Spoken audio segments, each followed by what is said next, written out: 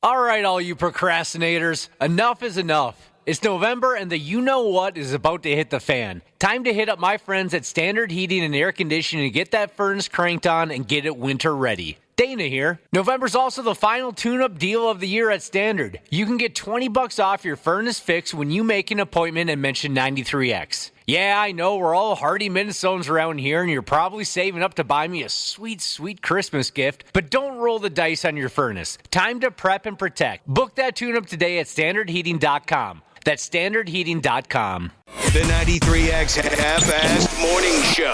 93X.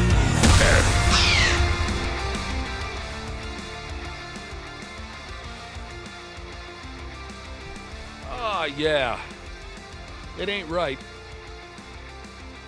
It sure as hell ain't right to be up and around this early, but this is how we make a living. Our early morning listeners know what I'm talking about. Welcome to the damn... Oh, it's the Thursday edition of the 93X Half-Assed Morning Show.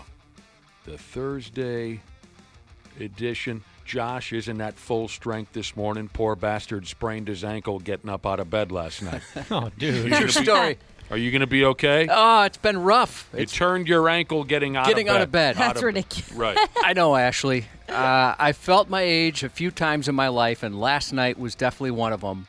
I'm laying there, and I don't know if it had to do with a 150-pound dog laying on top of me for a while. I know what it has to do with, but you go ahead and or being 50. I'll straighten you out. So I get out of bed because I had to what I like to call urinate. And so I take one step, and I thought, wow, it feels kind of weird. Like I have no power in my ankle all of a sudden.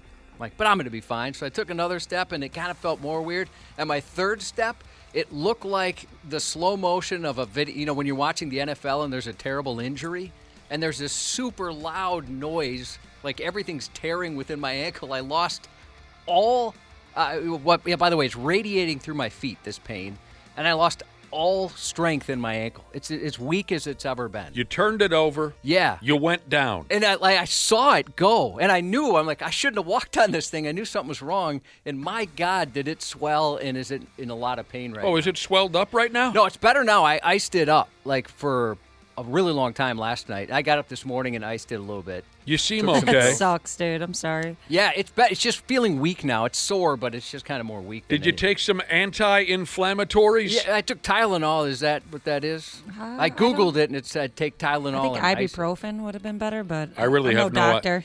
No, I don't know the proper dope. I know exactly what caused this. It's the fact that you wear those stupid indoor shoes around. You live your life, 90% of your life, you have your tennis shoes on. So you get into bed. I'm imagining you're not wearing shoes in bed. Correct. You get out of bed to go take a squeege. There's no strength in your ankles anymore because your ankles are always supported by tightly tied tennis shoes. You've never built up any strength in your feet and your ankles. Now, question: do high heels count as shoes? Yeah. Okay, I was wearing shoes in that case. Oh, well, But there you go. That's not smart. That's It's why. funny you said that. I your thought the ankles same thing. are soft. I thought the same thing. I thought, well, I'm wearing shoes 90% of my life, so I do have the ankle support. So maybe that's exactly what it is. I had that thought as well. I'm not rocking a cane. Mediocre machinist Jesus, but I was wondering what's the cool thing to do. I thought cane, if I needed it. I'm doing fine now, Let's but get you one of No, those one-leg scooters. crutches. No, it's got to be one of those cool, those sticks people use instead of canes.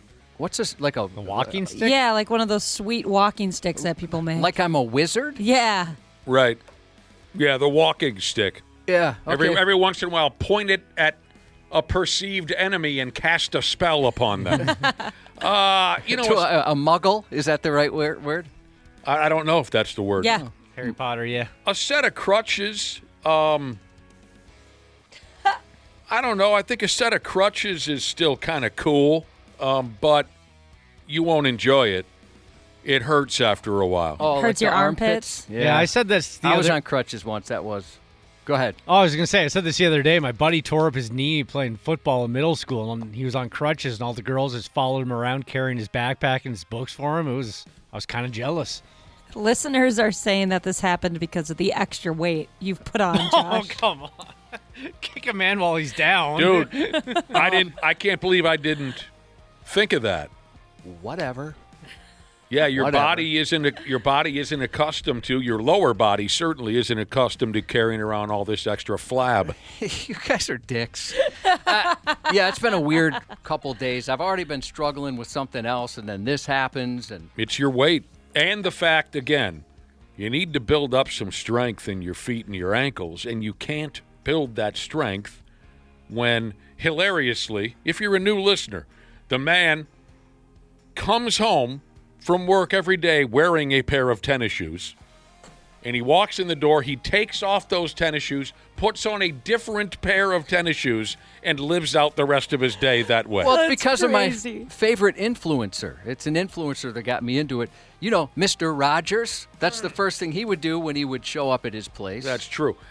I've got a trick ankle that gives way on me now and again. I turned it over so many times as a kid, and now it operates at about 50% at best. Does it feel weak? That's the weirdest part. Yeah, I mean, yeah, pain, you get pain sometimes, but the weakness, I've never had that before. Yeah. It's very strong. I can tell when walking around that I'm always just one mistake away from turning the ankle all over again. It started a long time ago. It sounds like you're brand new to turning over ankles. So you I got definitely turned one, but never this bad. not repetitively. Yeah, and it was so loud. It was crazy. So Oh. you're in better shape.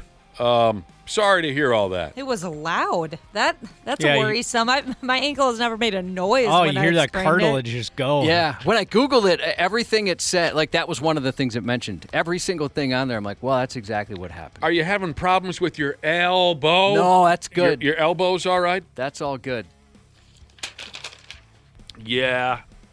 It's going to happen once in a while. You're just going to go down. Yeah, the falls, that's what kills old folks. And I thought, well, luckily I didn't fall, but it was close. Thank God you weren't at the top of a flight of stairs. Oh, I would have been trouble. Oh, Yeah, Nick, I'm like you. I've got one. My right ankle is just completely shot. And it's embarrassing, too, because like Josh, it'll happen. I'm not doing anything athletic. I'm putting groceries away, and it'll just go out on me. And I'll stumble down in the kitchen. You know, it's just embarrassing. And you feel like an idiot. And then you're like, God dang it, again. It started for me when I was about 18 or 19. I went over to Joe Studley's place to play some basketball. Joe Studley had his own little tarred half-court setup in his yard. Yeah, Pretty that's sweet. awesome. Pretty sweet. Joe Studley, God rest his soul. He had this own little tarred half-court in his backyard. And it was slightly raised, of course. It was raised a little higher than it should have been. It was an amateur job. But he had the basketball hoop. You could lower that pig down to 6 feet. So we could just act like we were Dominique Wilkins and Akeem Olajuwon out there. And I turned my ankle so badly on that raised tar court. I mean, everyone heard it pop. Oh, the pain. I was 1,000% convinced I broke my ankle. This was the beginning of what became a regular thing for me. This was the starting point, was how badly I rolled it over playing basketball. I was convinced it was broken. It had to have been broken. When I went to the doctor, he said, okay, you did everything but break it. But anyway, Josh, I vividly remember going down. How did your wife react to you going down when getting out of the bed? Because when I bailed at that basketball game at Joe Studley's, it was so grotesque what happened to me. And I'm lying in the lawn in an incredible amount of pain. And I thought when I looked up, I would see the rest of my friends hovering around me, concerned for my well-being. No, the game went on. I'm lying there, and I finally had the courage to open my eyes, and they're continuing to set screens and taking jumps. They did not. I was just a casualty, and they allowed me just to lay there. That's what friends are for. How did the wife react when you fell down skis? Well, luckily it was just me and the dogs, and they signed NDAs, so they're not going to talk about it whatsoever. Shotgun Messiah Jesus is wondering if it has a correlation with impotence. Possible. I don't know if impotence can cause weak ankles and stuff like that. And you're right, Ashley. A lot of folks are body shaming me. yeah. Well, I Yeah, hope it feels better, Josh. I people have always said that right? Is that how you say it? Sprain. Sprang. A sprained ankle. Sprained. Sprained. That's a hard one Say for me. rain. Say rain. Rain. Now say sprain. Sprain. There you go. Oh, all right, Yeah. cool. I've heard that that's worse than breaking a bone. So because of all the nerve endings and all that. I think that's a gross exaggeration. I would think breaking would hurt more, but yeah, I can't. I don't know. I've only broken a toe, luckily. But I'll warn you, Josh, once it happens the first time, it's just going to keep happening. That's what Nick was telling me before the show here. It's like a back problem. Yep. Once you set it off, expect more. But the good news is you're just getting started. Yeah, and it'll hurt when it rains, stuff like that. For me, it's my wrist. I messed up my wrist when I was playing softball when I was younger, and ever since then, I have to be extra careful. Hey, this is Well, nice. wait. Sometimes you don't have time to read the full text, but School Bus and Kai Jesus said, "No body shaming from me. Heal well, Cubby." Yeah, thanks a lot. Can I be honest about something? We confront you on your weight, Josh, out of concern. Yes, I don't yes. think that's the case at all. I think you guys are trying to hurt my feelings, Me. and just so you know, it's working. 30, Never, Josh. the 30-year friendship. You think I'm trying to hurt your feelings? Your opinion means more to me than anyone in the world. And you brought it up quite a bit. At this point, Josh, I skipped breakfast this morning because I was worried about it. at this point, Josh, it seems like maybe Ronald McDonald's opinion means more to you than anyone else in the. I can't say no to the Burger King. What else is going on today? We're almost to Ultimate F-Off Day. That'll be tomorrow. You know, tomorrow we may get some answers on something that is so confusing that I bet even after a wonderful explanation, we're still not going to get. Okay.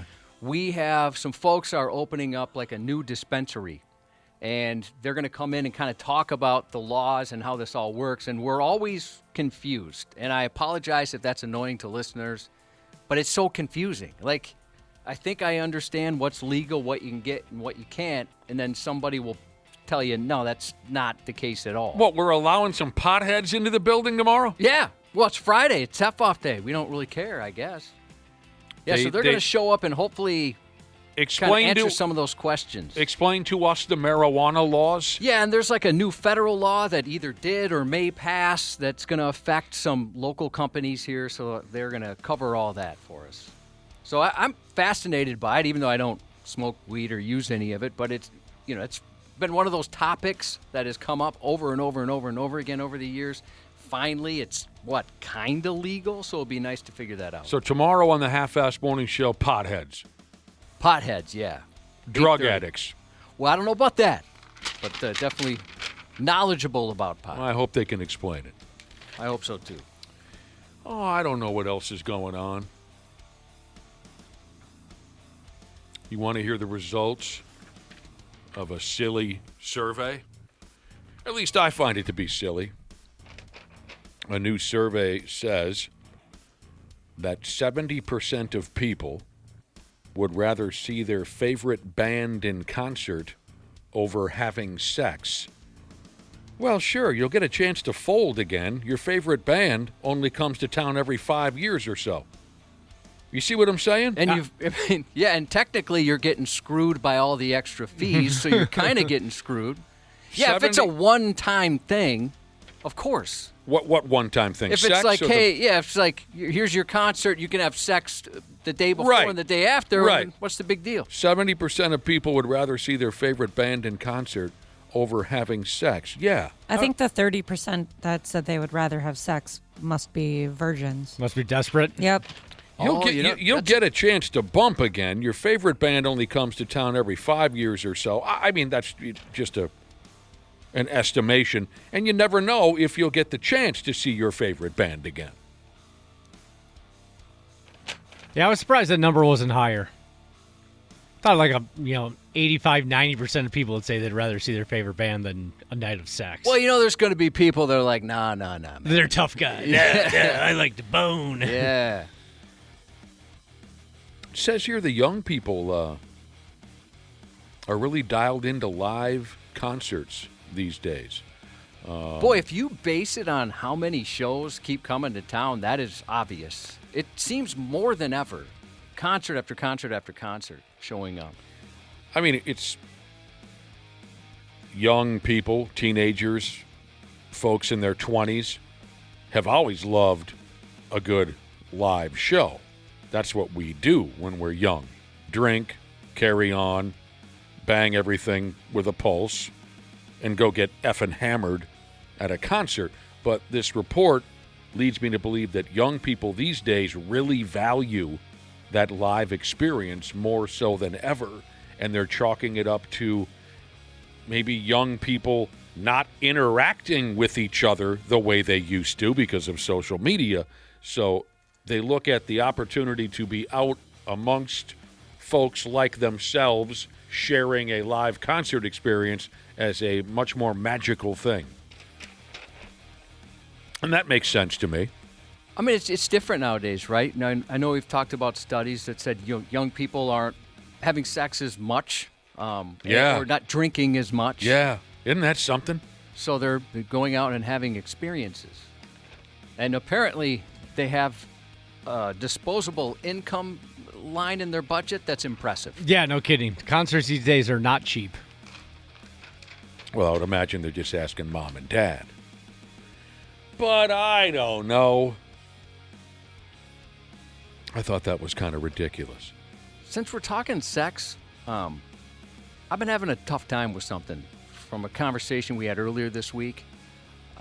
We talked about DVDA, double vaginal, double anal, the sex position. You still trying to work out the logistics in your head? I'm having a difficult time figuring out the logistics and body positioning. Mm-hmm. This has been bothering you for a week and a half. I can't figure it out. And I'm also definitely a keep your eye on your own bobber guy. And I think you guys know this about me. Whatever consenting adults want to do in their bedrooms, or in Ashley's case, a state fair bathroom, that's up to them.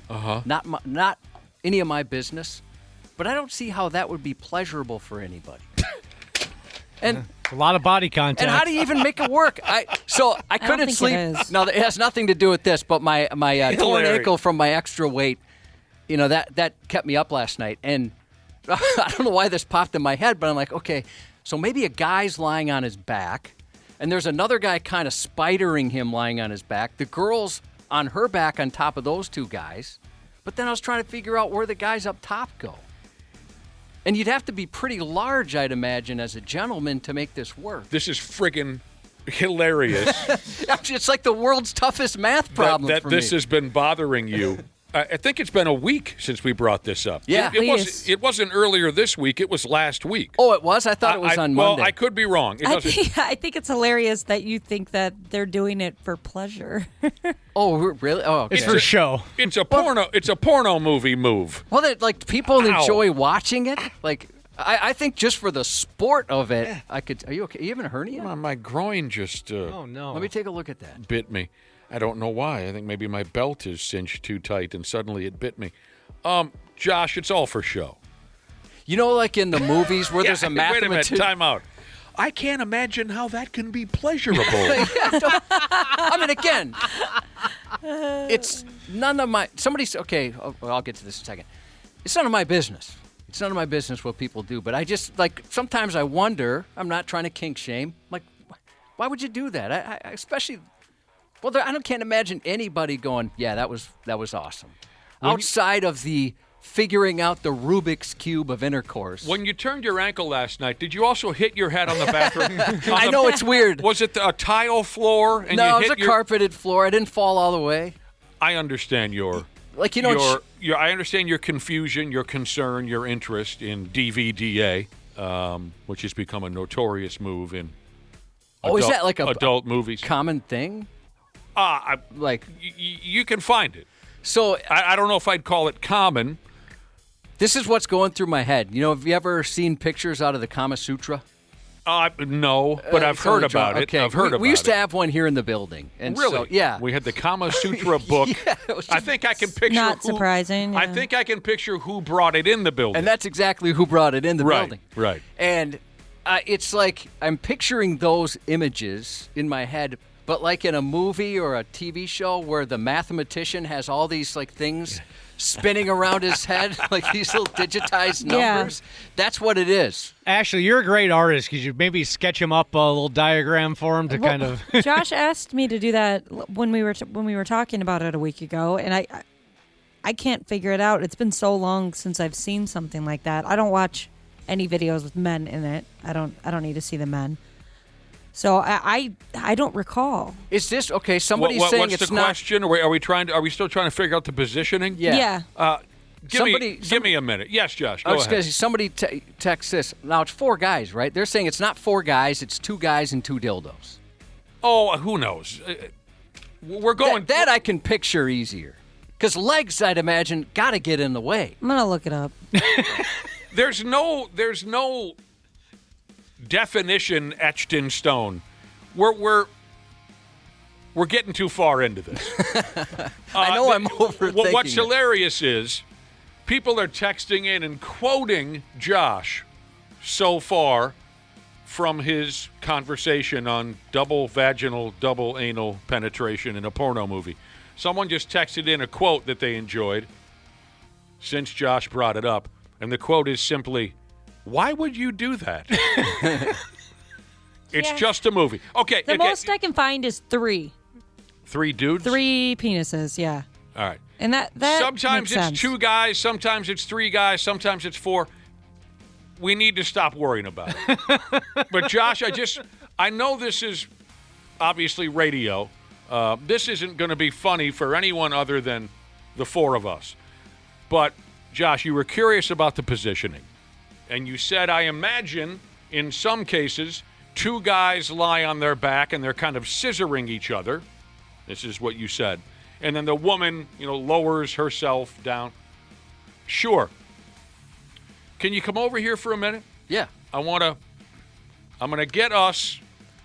Oh no. I don't. If you're wondering how the guys somehow are able to position themselves for this. Now, in this case, the woman is lying on her back with her hips pushed up, hips and ass in the air. What is happening? And then come over here. I don't like this. And then the guys What are you doing? stand about this close to You each guys other. are like D to D right now. And then lower themselves down. Are you seeing? This is very pleasurable. The guys basically stand chest to chest and lower themselves down in a slow, All right. measured pace that everyone in the room becomes accustomed to. We're basically just chest to chest at 3, 2, 1, lower.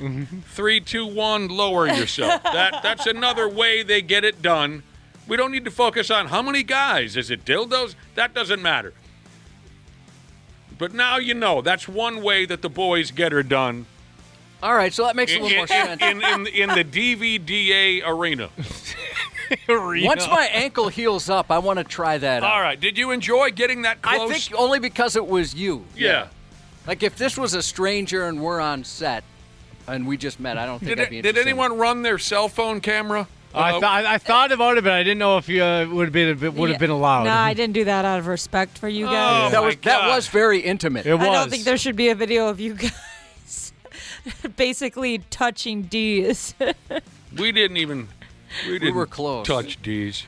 I did find a picture that describes it, Josh, but it's inappropriate, and I feel uncomfortable sending it to you. I so understand. I'm not going to. Is it I like think we've gone as far with this as we can. I'm with Nick on that. So Yeah. but is it one of those things like if you saw a sex scene with your parents, that's kind of how you'd feel? Yeah. Oh, that was miserable. And it makes me uncomfortable. I just that doesn't look fun. You're right. It does not look pleasurable, Josh. You had to be there. Too broke to motorsport. Jesus said, "I'm overthinking this pleasure idea of porno movies." They don't always film porno movies for pleasure. But I've heard the women like really get into it, with all the noises they make and facial expressions. So you're saying that's all fake? Yes. Not all of it. Not all of it. Some of it. Now, Smoke Wrench Jesus wants to talk about double oral. Smoke Wrench. He wants to talk about double oral. Yeah, everybody wants to talk about that these days. All right. We ought to get moving. That was fun. That was good physical work, too, for the both of us at this early hour. I didn't expect to see that this early in the morning. Good cardio. And it was impressive with Josh with the bum ankle. Still got over there and simulated a double penetration with his best friend. It was beautiful. Well, the motivation was there, Dana. I get it. That's all you need. Enough motivation, you can perform miracles. You know how it goes. All right. We got plenty more to cover this morning. I think we ought to just take a break, and a glorious stupid news report will be coming up next on the 93X Half-Assed Morning Show. The 93X Half-Assed Morning Show. All right, all you procrastinators, enough is enough. It's November and the you-know-what is about to hit the fan. Time to hit up my friends at Standard Heating and Air Conditioning to get that furnace cranked on and get it winter ready. Dana here. November's also the final tune-up deal of the year at Standard. You can get $20 off your furnace fix when you make an appointment and mention 93X. Yeah, I know we're all hardy Minnesotans around here, and you're probably saving up to buy me a sweet, sweet Christmas gift, but don't roll the dice on your furnace. Time to prep and protect. Book that tune-up today at standardheating.com. That's standardheating.com. This episode brought to you by Progressive Insurance. Do you ever find yourself playing the budgeting game? Shifting a little money here, a little there, and hoping it all works out? Well, with the Name Your Price tool from Progressive, you can get a better budgeter and potentially lower your insurance bill too. You tell Progressive what you want to pay for car insurance, and they'll help find you options within your budget. Try it today at Progressive.com. Progressive Casualty Insurance Company and Affiliates. Price and coverage match limited by state law. Not available in all states. Thursday Night Football is on, and it's only on Prime Video. Tonight, the Buffalo Bills and the Houston Texans collide in an AFC showdown. Coverage begins at 7 p.m. Eastern with football's best party, TNF Tonight, presented by Verizon. Not a Prime member? Not a problem. Simply sign up for a 30-day free trial. It's the Bills and the Texans tonight at 7 p.m. Eastern, only on Prime Video. Restrictions apply. See Amazon.com/Amazon Prime for details. Stupid news on the Half-Assed Morning Show.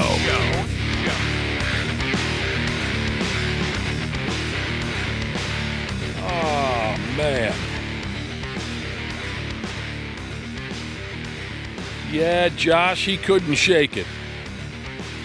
Couldn't shake it. A number of days ago, we brought up a pornography term, DVDA, which stands for double vaginal, double anal. It's terrible. I don't even know if it's legal. We covered this subject days ago, and Cubby couldn't shake the thought of it. He brought it up again earlier this morning. He's still trying to figure out why anyone would do that and how. The positioning had him confused naturally. And there's a lot of carcass involved Yeah. when you're filming a DVDA movie. kind of crazy you could find that many people that would be, yeah, I'll do that. Right. And then also you kind of wonder, like, when you have the single V, single A, what girl went, you know what? I could do better. I could double this. Yeah. I wonder who the Bring in first some more.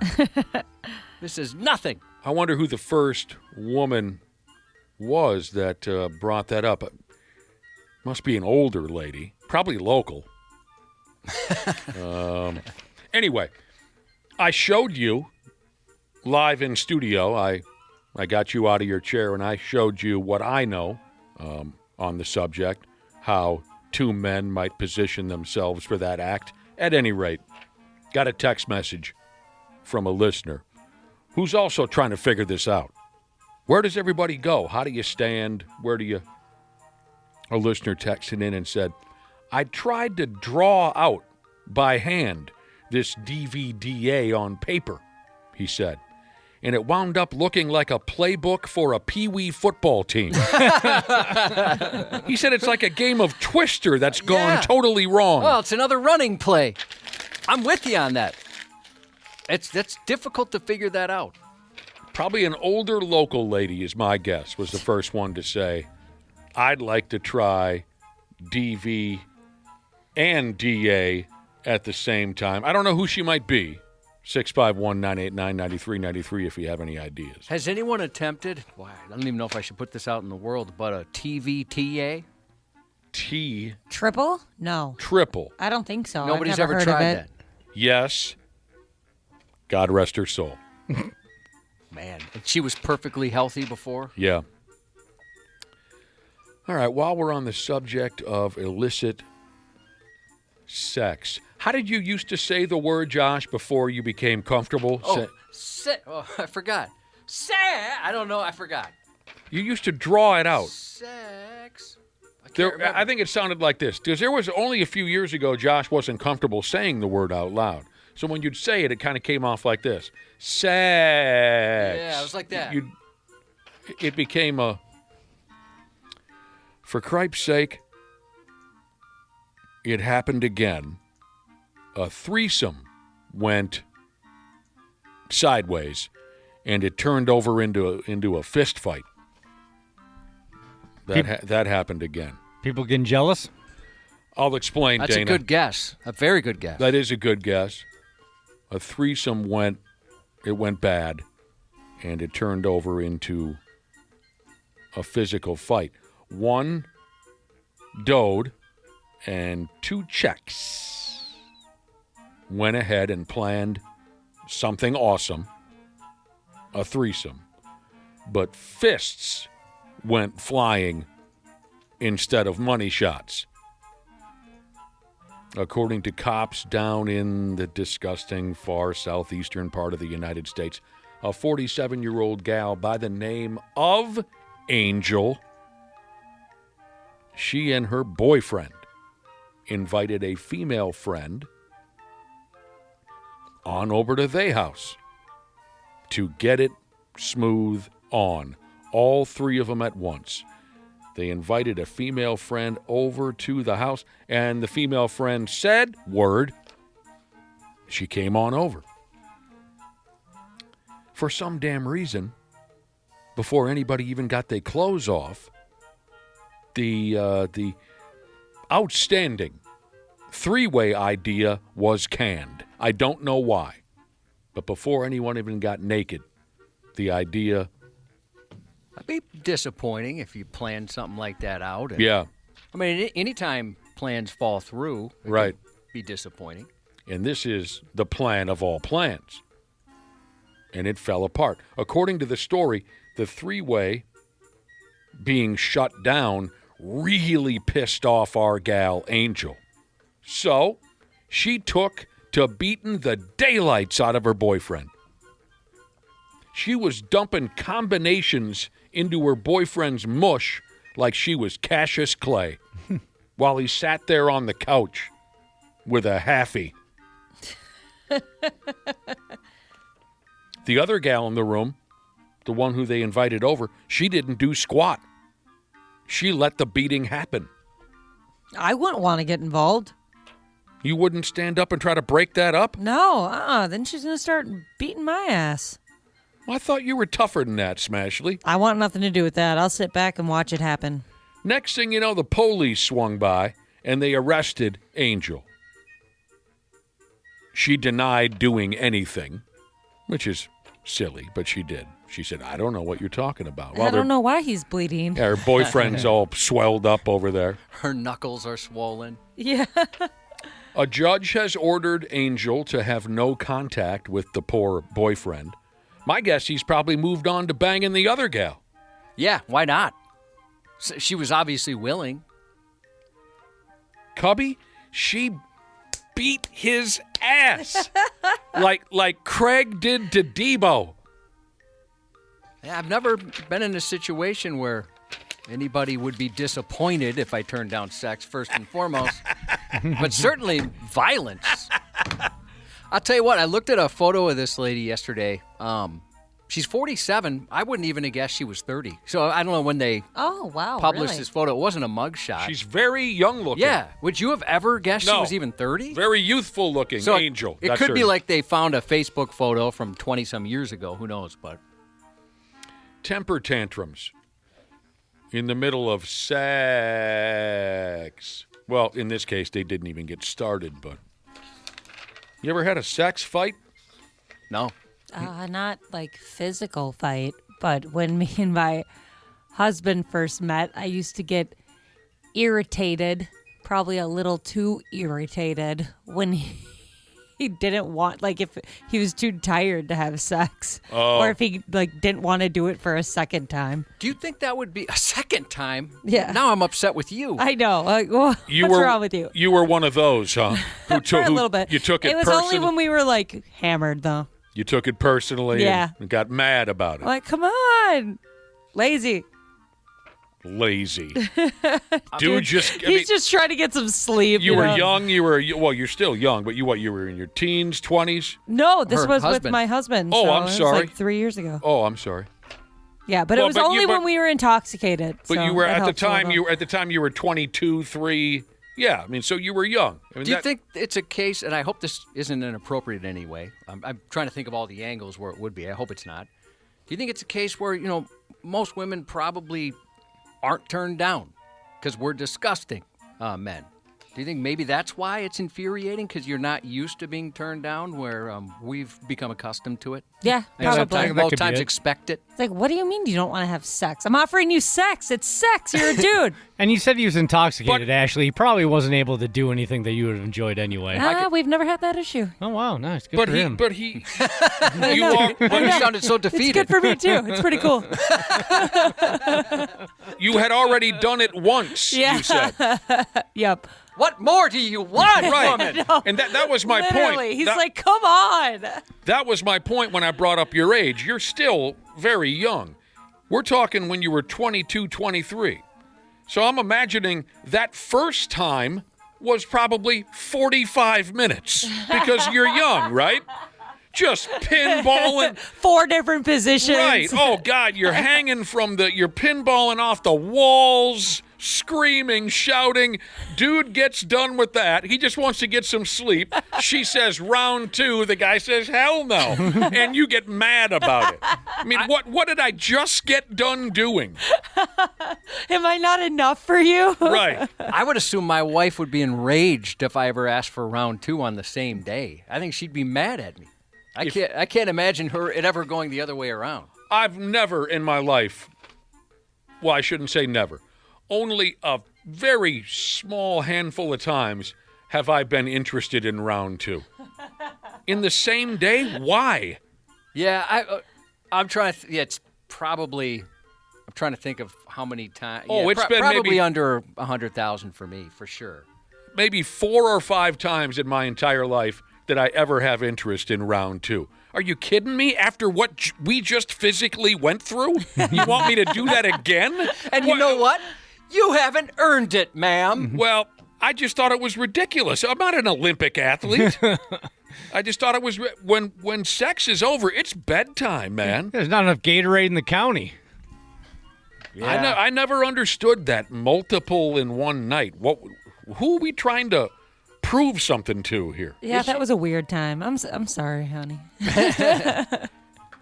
I love that you're this was your apologizing. current husband. Yes. Oh, I thought you were talking about your first. That's why I was like, do you not know how old I am? So I was about I thought like it 25. was. I thought it was your first husband. You were 25. That was 2 years ago, 3 years ago. I'm trying to think. So somebody says, how about 8 rounds in one day? I don't know if they're saying they did that. It's a 7-6-3er, though, so I'm going to guess that's true.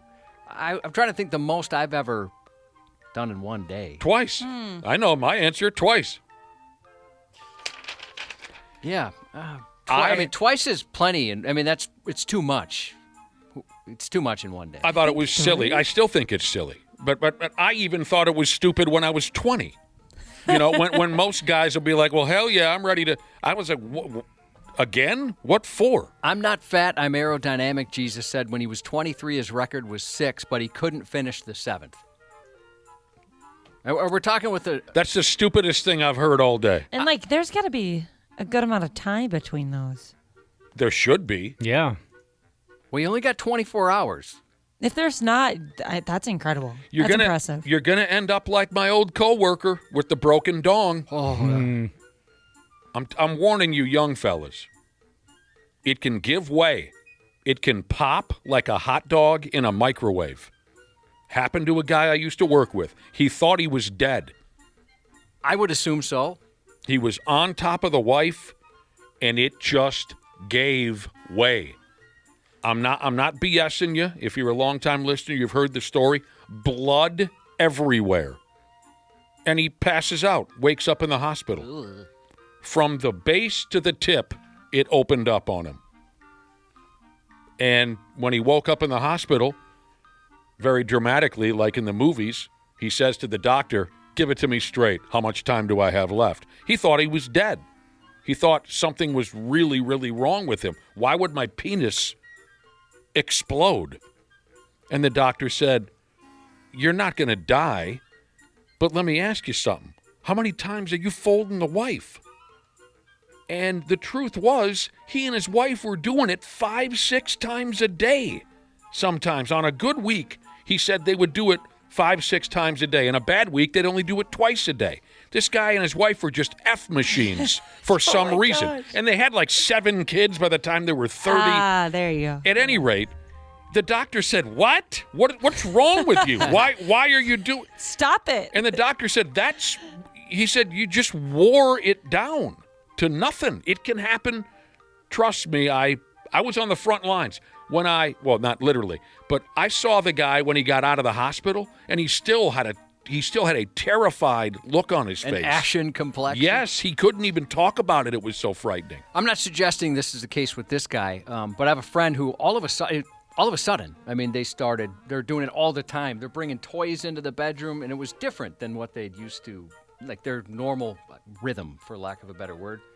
And it was because they had some major relationship issues. I didn't realize that at the time. I just thought, my God, they're in a sexual renaissance. They hit an age, and everybody's all into it. But later on, it turned out like they were struggling to stay together. So was your friend like that too? Or Oh, no. So they were totally into each other. They were just two mental young people who just loved to bump.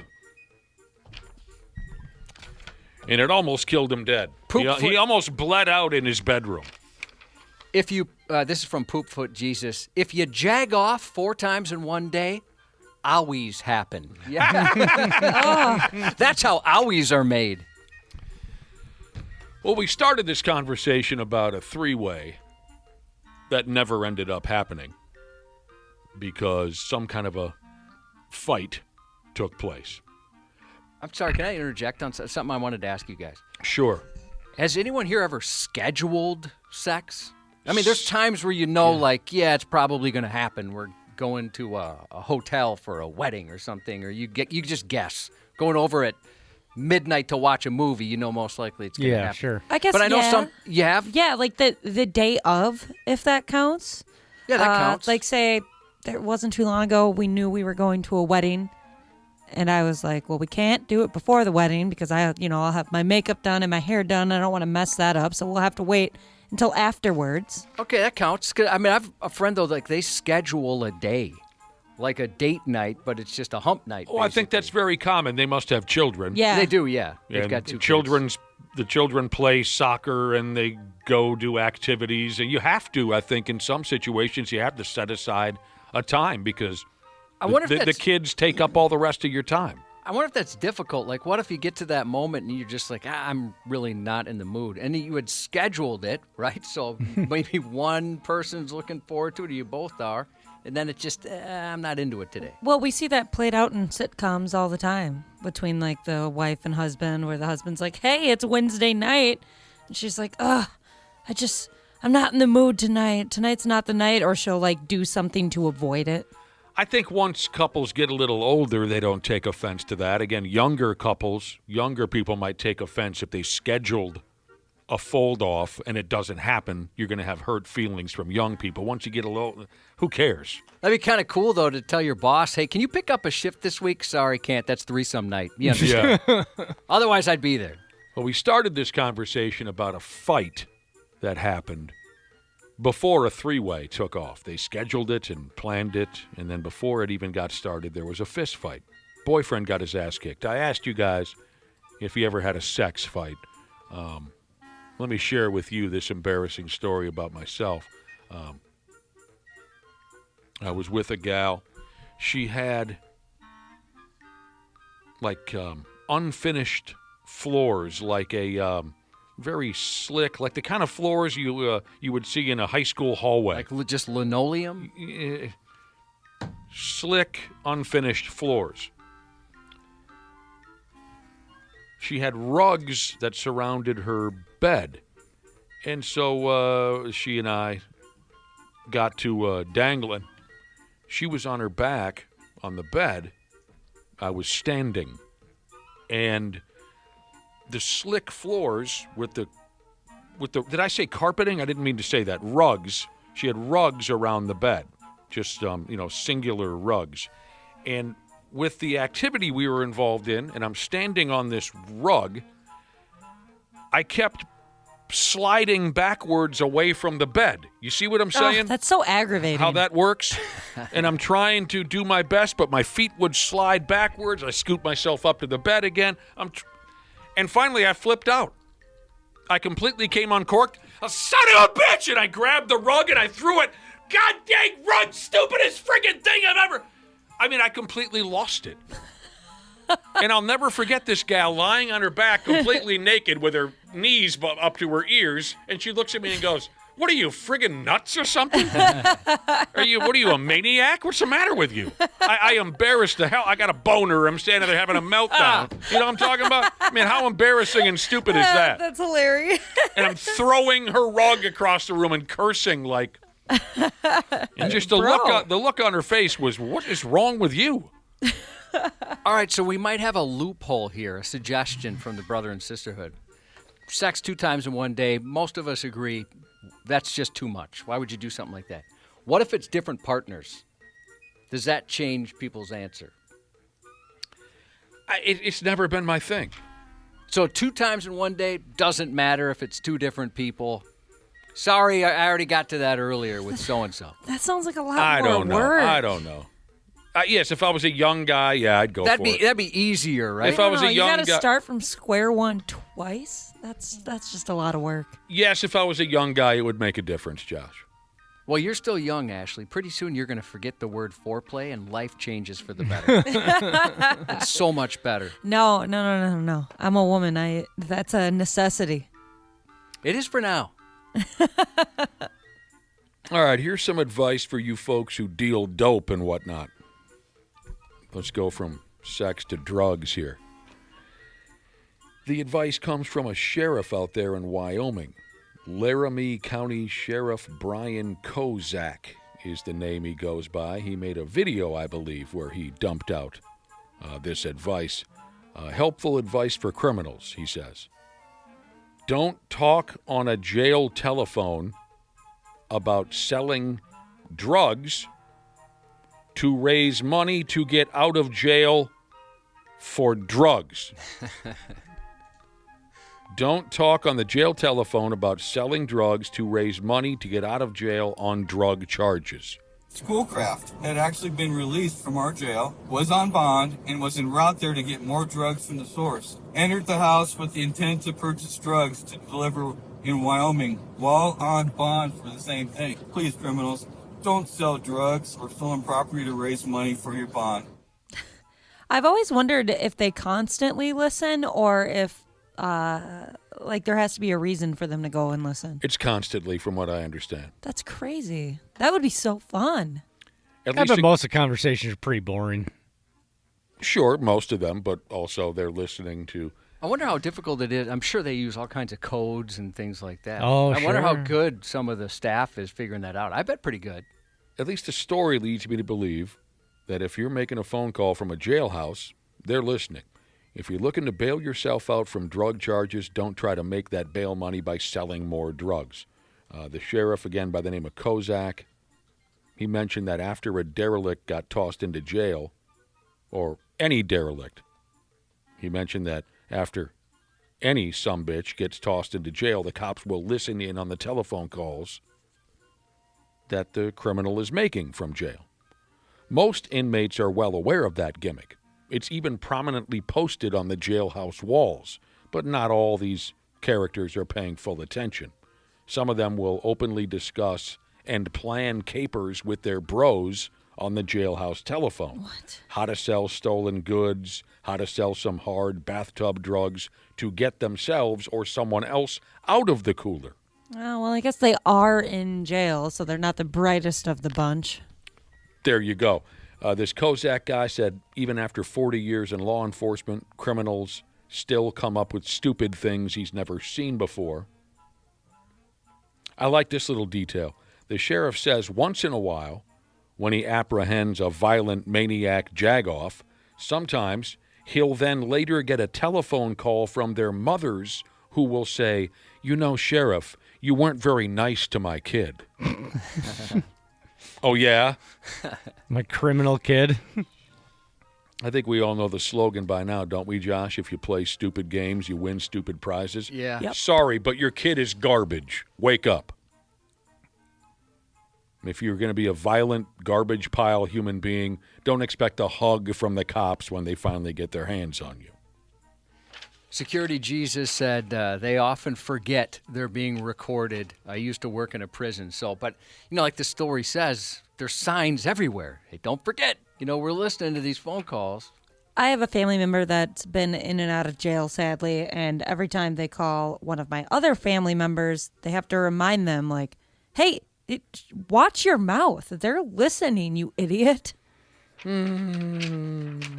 I don't know. What do you think it is? I mean, do you think they're cocky? I mean, your Cocky, brother. 100%. Above Yep. the law, even though they're already in trouble with the law. Stupid. You're Yeah. I could see being that forgetful. I mean, I could just see going, oh, crap. I'm Yeah. looking at the sign. I've just seen the sign so much I don't even read it anymore. I could see myself saying something stupid that I don't mean. Like, we're talking about somebody I don't like, and I'm like, oh, I'm gonna kill that person. And I'm like, oh, shoot. No, not seriously, though. Well, sure, some arrogance comes into play, but like Ashley said, these aren't the brightest friggin' bulbs. Hot Mom Sheesa said you'd be shocked what people say in jail calls, on jail calls, even knowing they're recorded.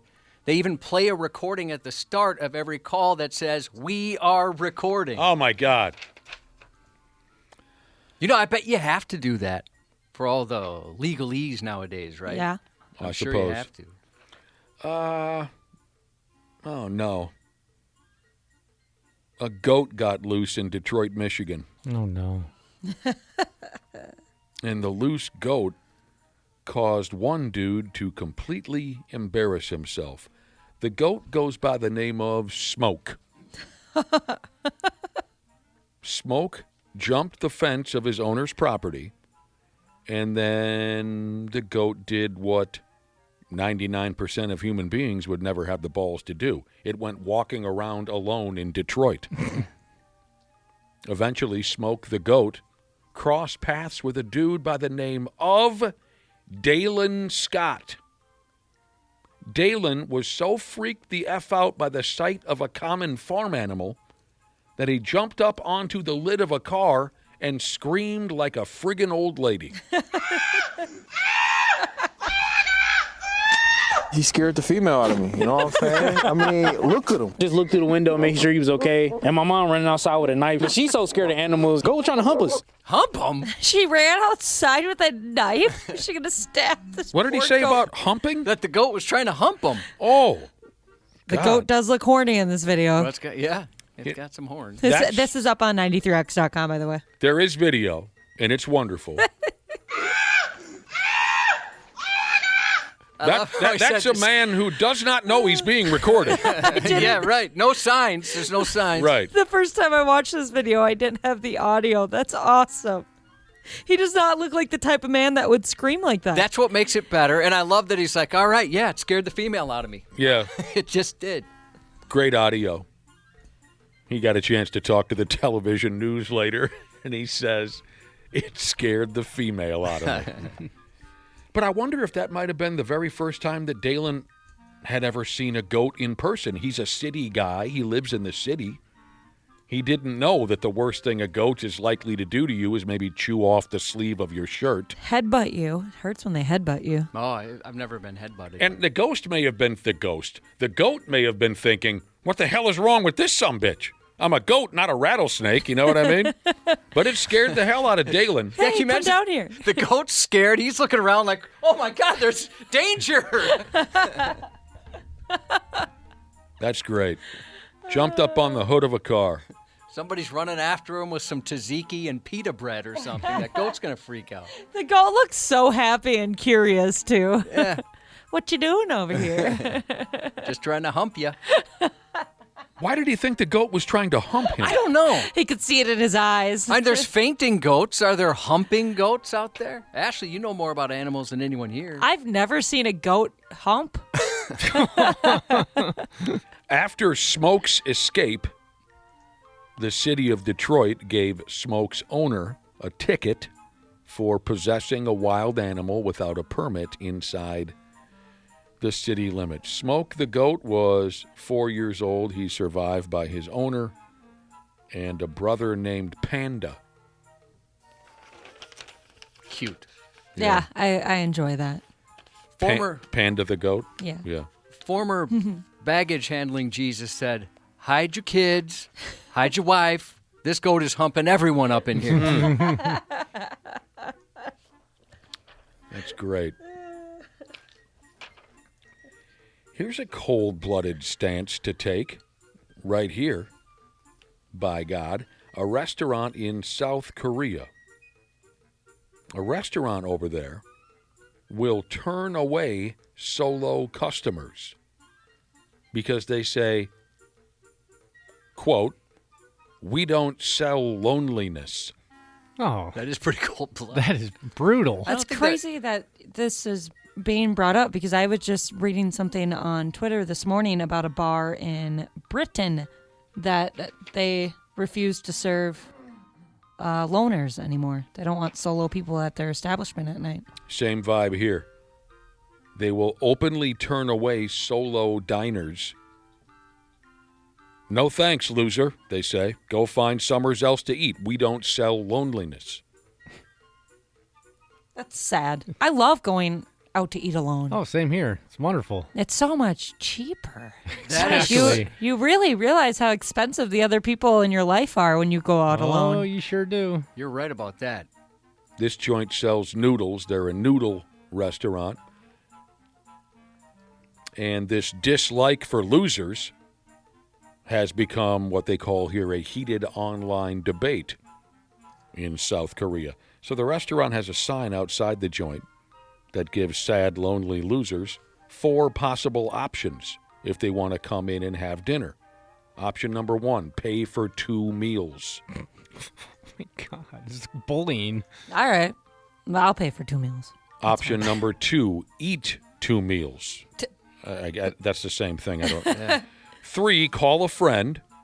Or 4, come back with your wife next time. And then, like I said, their slogan is there too. On the sign, it says, we don't sell loneliness. Please don't show up here alone. So they're specifically targeting lonely men then because they say bring your wife. Yeah. Or option number 5, sit outside in the alley and we'll bring you people's leftovers. The gist is the restaurant wants to make monies, and they don't want a solo jag-off having a sad-ass dinner alone, taking up a table that could seat 4 or 5 people. It's as simple as that. More people, more monies. I'm sorry, go ahead. When I was a server, my solo customers that became my regulars, they always tipped the best. And they go fast, too. Yep, you can flip that table in like 30 minutes. Exactly. They're just going to eat their meal and leave. They're not going to sit there and chit-chat or order extra drinks at the end. They're just going to go. Oh, actually, that was kind of the downside is since they were alone, at least at some point in the night, they'd want to have a longer conversation with me. Drag it out. All right. Let me get prepared for this. I've never gone to like a sit-down restaurant on my own. I mean, certainly like a Chipotle or Subway or something like that. I remember the first couple times being a little self-conscious, I guess. Oh, yeah? Or maybe I'd face the wall instead of the door. Yeah, you got to get your reps in. Get used Stand to in it. the corner like one of the kids from the Blair Witch Project. Yeah. Or just look at my watch like, oh, yeah, she'll be here any minute. Any second now. It says here, last summer, a South Korean YouTube video maker type character went to a restaurant to eat alone to kind of test out the vibe. Because this restaurant I was telling you about, they're not the only one in South Korea who is against solo diners. So here goes this YouTube character. She goes into a restaurant to eat alone to test out the gimmick. She was let into the joint, but she said she got nothing but smart mouth comments from the staff. She was told to eat faster, and the waiters openly asked her how long she would take to finish her dinner. Man. That's hilarious. I remember once years ago, because I have no problem dining alone, done it many times, especially when I was living up in Rogers. My friends were in the Wayzata Plymouth area. They didn't always want to come up to Rogers and hang out with me and have dinner or have beers. So I went out and drank alone and ate dinner alone quite a bit up there. Never had a problem with it. Well, no. I know, but just like the thought of that for some reason makes me sad. I made friends with the bartenders. Yeah, exactly. It doesn't bother me at all. But even before then, I remember my brother and I needed to meet for some reason. We were going somewhere together. And I said, well, meet me at Perkins down the road from my house. I'll meet you at Perkins, and we'll head out together. My brother assumed that when he got there, I'd be standing out front of Perkins. No, I went inside and sat down for a meal before he showed up. And I remember my brother walking in saying, yeah, I'm here, let's go. And he took like 3-4 steps and then turned back to me and said, what the hell are you doing eating alone at Perkins? And I said, what are you talking about? What's the problem? I wanted some pancakes. I was wrapping up my meal. And he thought it was weird. What the hell are you doing eating alone at Perkins? Right in front of everybody. Sports on the 93X Half-Assed Morning Show. Shot clock to 4. Randall, the jumper, no. Back tap by Gobert. Edwards on the drive and got the leg. I don't know how many games the Wolves will be winning these days without Julius Randle. He's just been outstanding. He scored 32 points last night with 10 rebounds. Timberwolves beat the Washington Wizards. It was another ugly ball game. Oh, and Cubby, it took forever for that game to get over. Oh, really? Why? Oh, just timeout after timeout after timeout after review, constantly reviewing everything. I don't know if that was a foul. Let's review it. It was painful last night. I like in basketball. I kind of like how the refs they get right in the face of the camera. You know, when they go up there and speak. It's like they're about ready to give you a kiss. Yeah, a little bit. Yeah, and it's intimate. Sometimes I have to look away because it's too intimate. Oh, that brings up something. I gotta find something real quick. You have to look away from the NBA official who's staring. Yeah, it's like uncomfortable. I read something. Your comment reminded me of it. What do you make of this? I read this earlier when we first showed up this morning. The sexual tension between you and the person adjusting your seatbelt on a roller coaster.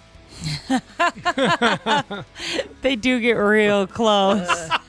You know, that's something I've never really thought about. Is it similar to that when that referee gets right up to the camera when you're watching television? Is there some amount of sexual tension? No, nothing like that. I mean, like, so let's say we get a package delivered to the front step. I'll get an alert on my phone from my doorbell camera saying, hey, there's somebody delivering a package, right? I don't like to look at it because I feel like I'm invading their privacy, even though they're on my step. Interesting. Yeah. Like, I can't look at it. The sexual tension between you and the person adjusting your seatbelt on a roller coaster. So the Wolves won last night. So did the Pigs. Text me if you went to that hockey game last night.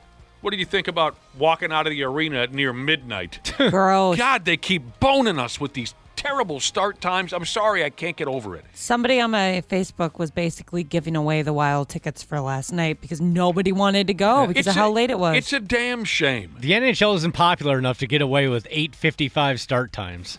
NBA does it too. Yeah, but the NBA is cool. Oh, it's a shame. You should not have to be. I was thinking about this last night. 10 o'clock, they were 5 minutes into the second period. Was it really that late, or are you know, exaggerating? in that wheelhouse. Really? They didn't start till 9 o'clock. Oh, I thought they started at 8 last night. It was 9, huh? It's friggin' stupid. Well, they got to win. You know, it's one of those shootouts. So Randy Shaver is going to be here in a half hour. So is Brad Ryder. But don't go anywhere because we want you to hear every single solitary minute of Cubby's News Report, which is coming up next. The 93 X Half-Assed Morning Show.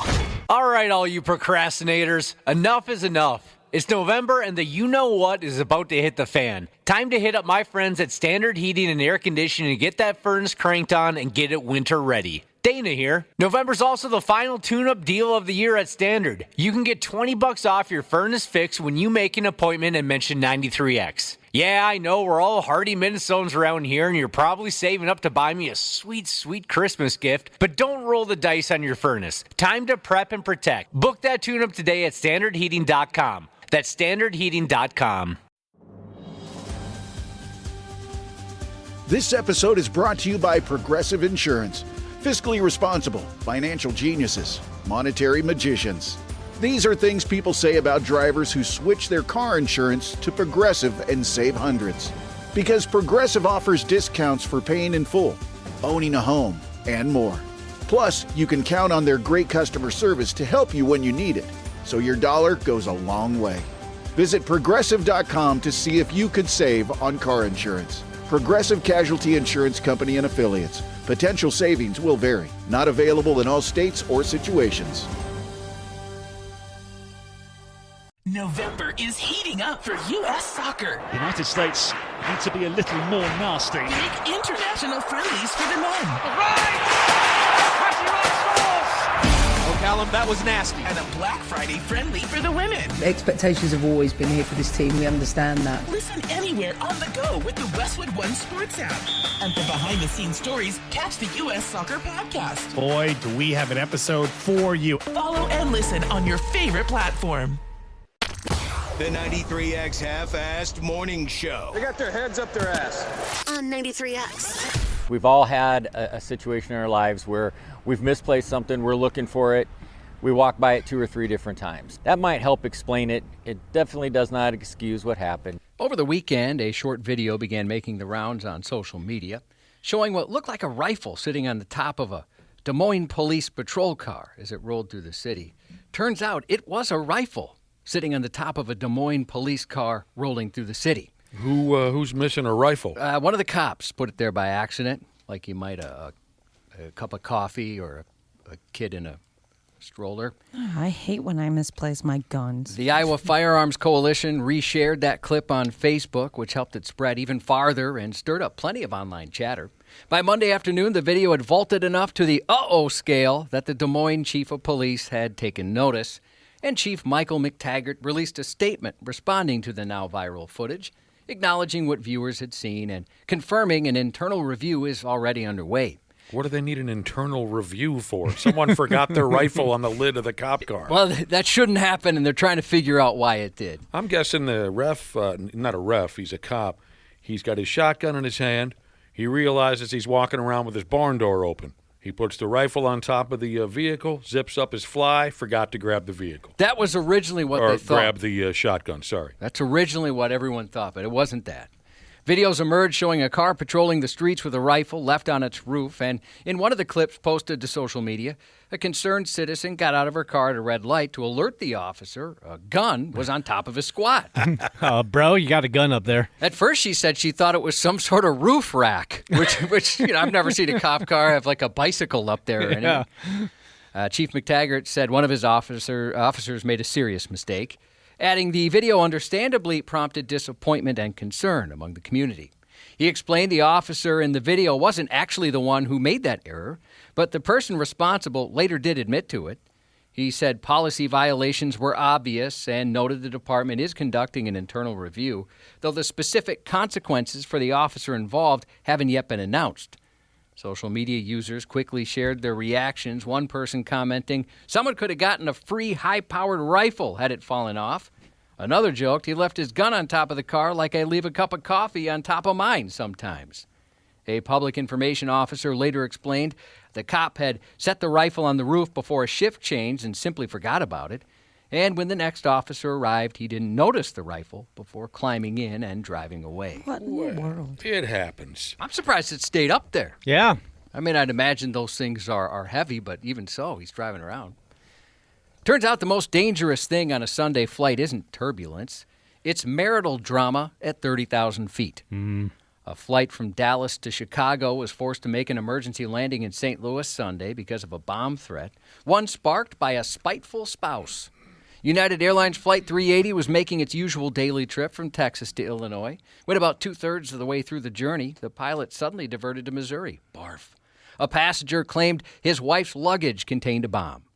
Nothing says our relationship needs work quite like triggering an emergency landing, and that's exactly what happened. Law enforcement met the plane and ultimately found no trace of any explosive device.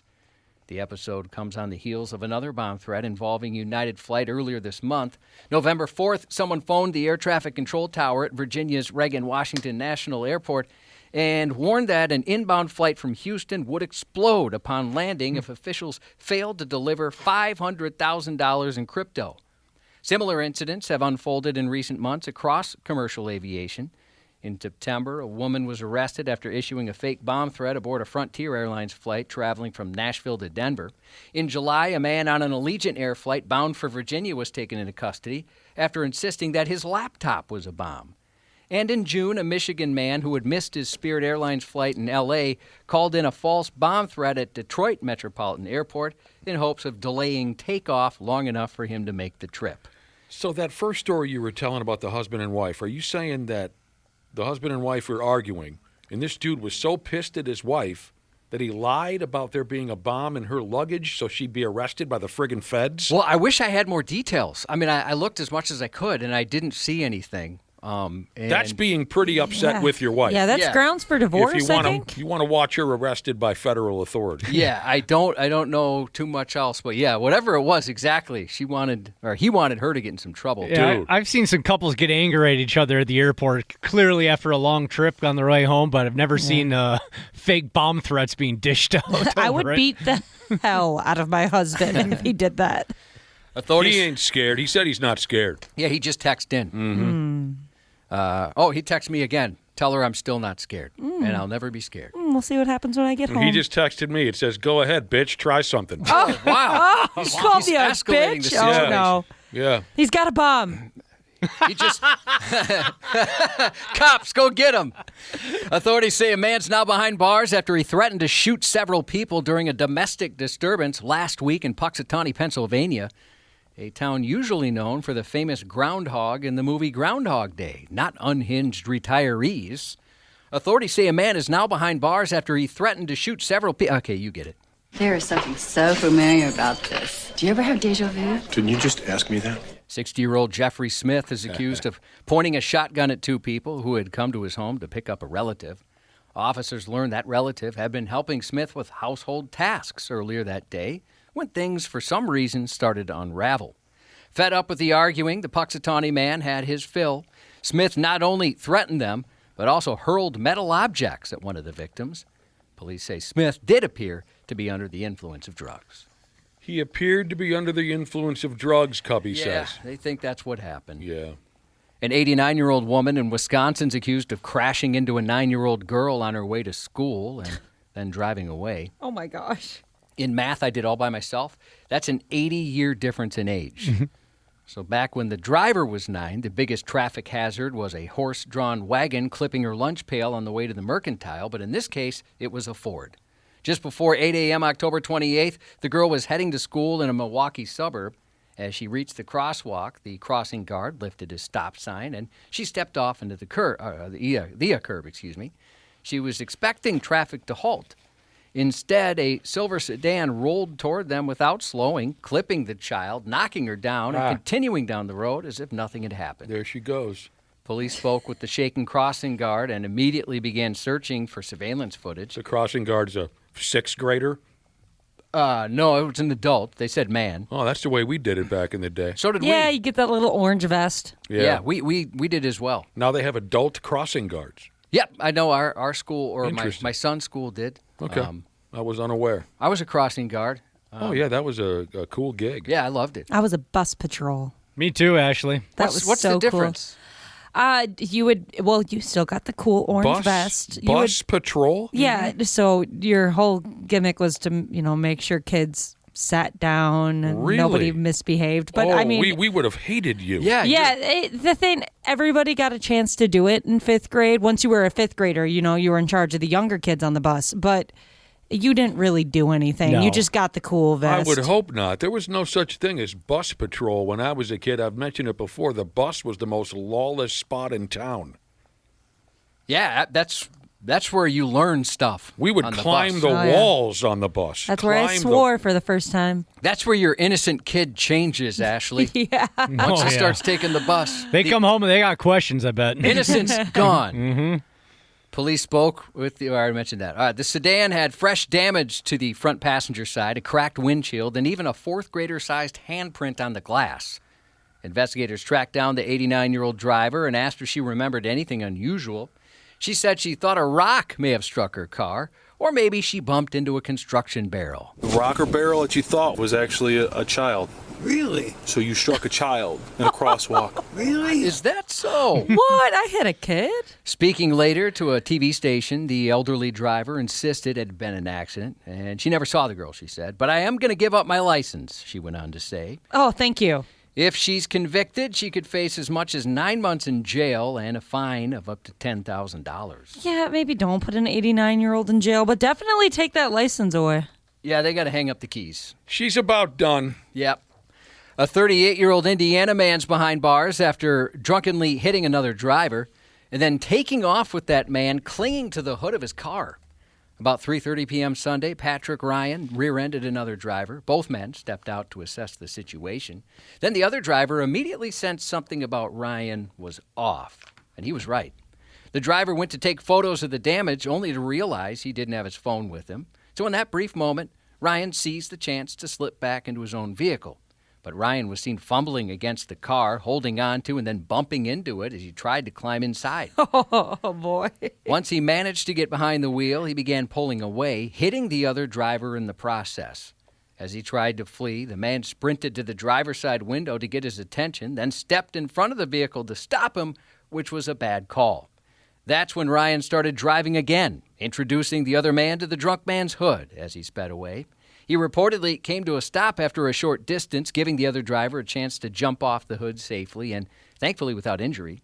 Multiple witnesses dialed police through the ordeal, reporting Ryan weaving across lanes both before and after that hit and run. When officers eventually intercepted him, one noted a strong smell of alcohol, asked if he'd been drinking, when Ryan delivered the DUI defendant's standard issue fairy tale, "I only had 2 beers." Yeah. During the field sobriety test, he sized up the situation and confessed, "I'm not going to pass this." He did not pass this and was booked into jail. How long did he drive around town with a human being? How do you say that? Human being? As a hood ornament? It didn't say too long. Okay, good. It didn't say, yeah. That'd be terrifying. I can't even imagine. Yeah, thankfully the guy wasn't hurt. But, I mean, the fact that he could barely even get into his car, where gravity's on your side because you're going to sink in that thing, that's pretty scary. This obviously would never happen to you, Josh, because you would never do something like this. But if you ever did drink and drive and you got pulled over, you would be the only one that would be telling the truth about, no, I only had 2. This is actually what happens when I have 2. That's a good point. I kind of am offended in a way, but you're right. You're 100% right. Yeah, those 2 beers would probably make me crash into a guy on the side of the road.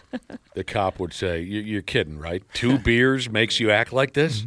He's probably never seen anything like you before. Yeah, he's calling his buddies, "Hey, you got to get over here and get this guy." You are a true lightweight. With more families in our community struggling with hunger this year than ever, and with a food-centered holiday approaching, it feels like the right time to clear your throat and come together and help make sure our neighbors have what they need. And this is a really cool thing that our sister station, KQRS, they started, and we want to help out.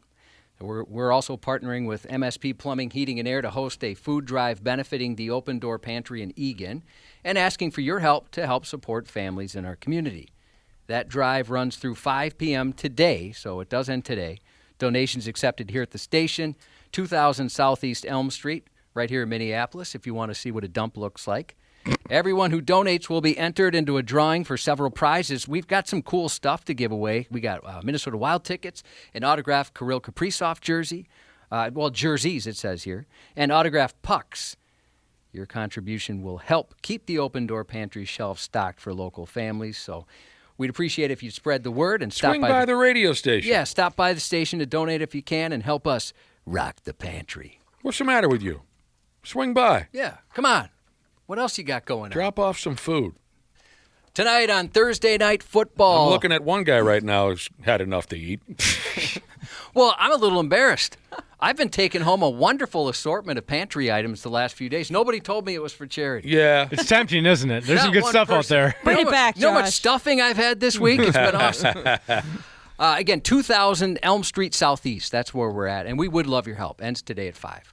Tonight on Thursday Night Football, the Texans host the Bills, where if Bills quarterback and clear leader of Dana's Hall Pass list, Josh Allen, punches in a rushing touchdown tonight, he will claim the NFL record for most rushing touchdowns by a quarterback. I'm hoping that happens. Currently tied with Cam Newton at 75. And streaming on Netflix, the second season premiere of the Ted Danson comedy series, A Man on the Inside. Sure, it's only a decade or so before the family takes away his license to drive, but he's always going to have a license to ill. Mike D. from the Beastie Boys, 60 today. Good luck to UFO Mofo Jesus, undergoing some surgeries next week. Happy birthday to longtime Sisterhood member Mary. Happy birthday to Everest, turning the big 05 today. And happy 18th to Alexis from our pal, works in the same building as Josh Jesus. And that's 93X News. Randy Shaver and Brad Ryder on the Half-Ass Morning Show. Taylor Hall taking it with speed. Saved by Wallstead. Game over. Minnesota hangs on. Yeah, Pigs fans are just getting home from last night's game in St. Paul. Hello, Randy Shaver and Brad Ryder. What? On a Thursday? I know. Yeah. How did we get so lucky? All I do is give and give and give to this station. He's got a hot day tomorrow morning, so he backed it up Yeah. and is doing it on Thursday. Yeah, no, that's not it, unfortunately. That's right, Randy Shaver, a Unfortunately. special Thursday appearance by Brad Ryder. Well, I'll be damned. Yeah. A ridiculous 9 p.m. local start for the Pigs and the North Carolina Hurricanes last night. And just to make things more insane, the game went all the way to one of those silly little shootouts. So they spent the max amount of time at the rink last night for a 9 o'clock start. I asked out loud and into a microphone earlier, if you went to the game last night, how you feeling? What do you think about that 9 o'clock start time? A couple guys texted in and said they regret going for it last night because they're cooked this morning. A few people texted in and said, "Josh, did you make mention of this earlier? A few of our listeners gave up their tickets." Was that Ashley? Yeah. Maybe Ashley said so. That's rough. That sucks. Yeah. Got a friggin' hockey game scheduled at 9 o'clock. I can see it if you're playing a West Coast team and they're Right. doing it for television purposes. And, I mean, at least there seems to be a reason behind it. But Yeah. One listener fell asleep at the rink last night. So there you go. It goes into the record books as a 4-3 win. Jesper Wallstedt, the Man Bear Pigs goaltender, stopped a career-high 42 shots. The Hurricanes outshot the boys 45-18. That's not always going to be a perfect recipe for a win. Yep. No. But it worked last night. The Canes tied the game with a minute left with an empty net. So it sounds like it was a pretty exciting ending if you were still awake. The boys are now 5-0-6 in their past 6 games. They play in Pittsburgh tomorrow night. Hey, getting some points the last 3-4 games, it's been huge. If you kind of look at the standings, there's really only one team in the West that's played consistently well the whole season, and everybody else is just kind of bunched up. Is that one consistent team, the Colorado Avalanche? That would be it. Yeah, they've lost one game, I think, all year. And we'll talk to Marcus Foligno tomorrow at 8 a.m. too as well, so that'll be fun to but catch up with him. Brad won't be here. No. No, He'll be I on his won't. hot date. The show's not big Yeah. enough for both those studs. No. That's right. Well, I mean, when you put Depot in there, too, there's just no room for all of us. The Pigs have had to dump Ryan Hartman on the injured reserve. He has a lower body injury. He hurt himself in the game against the Vegas Golden Knights a few days ago. So speaking of hockey injuries, the two-time defending Stanley Cup champion Florida Panthers. State of hockey down there. State of hockey. I mean, there's no two ways about it. If it's not the Panthers winning the Stanley Cup, it's the Tampa Bay Lightning. They are the state of hockey. We got to just suck it up. They're dealing with a pile of injuries. Now, I don't have any details on this one. Maybe we can figure it out together. Forward on that hockey club, I'm doing my best here. I've heard his name said out loud a million times. I just don't know if I could do it. A forward on that hockey club named Eetu Listerainen, I think I have it. Eetu Listerainen. He's hurt. Josh, he somehow mangled himself in a, quote, barbecuing mishap. He got burned. Oh, no. Did he get burned? Yeah, it was a burn injury. Really? Yeah.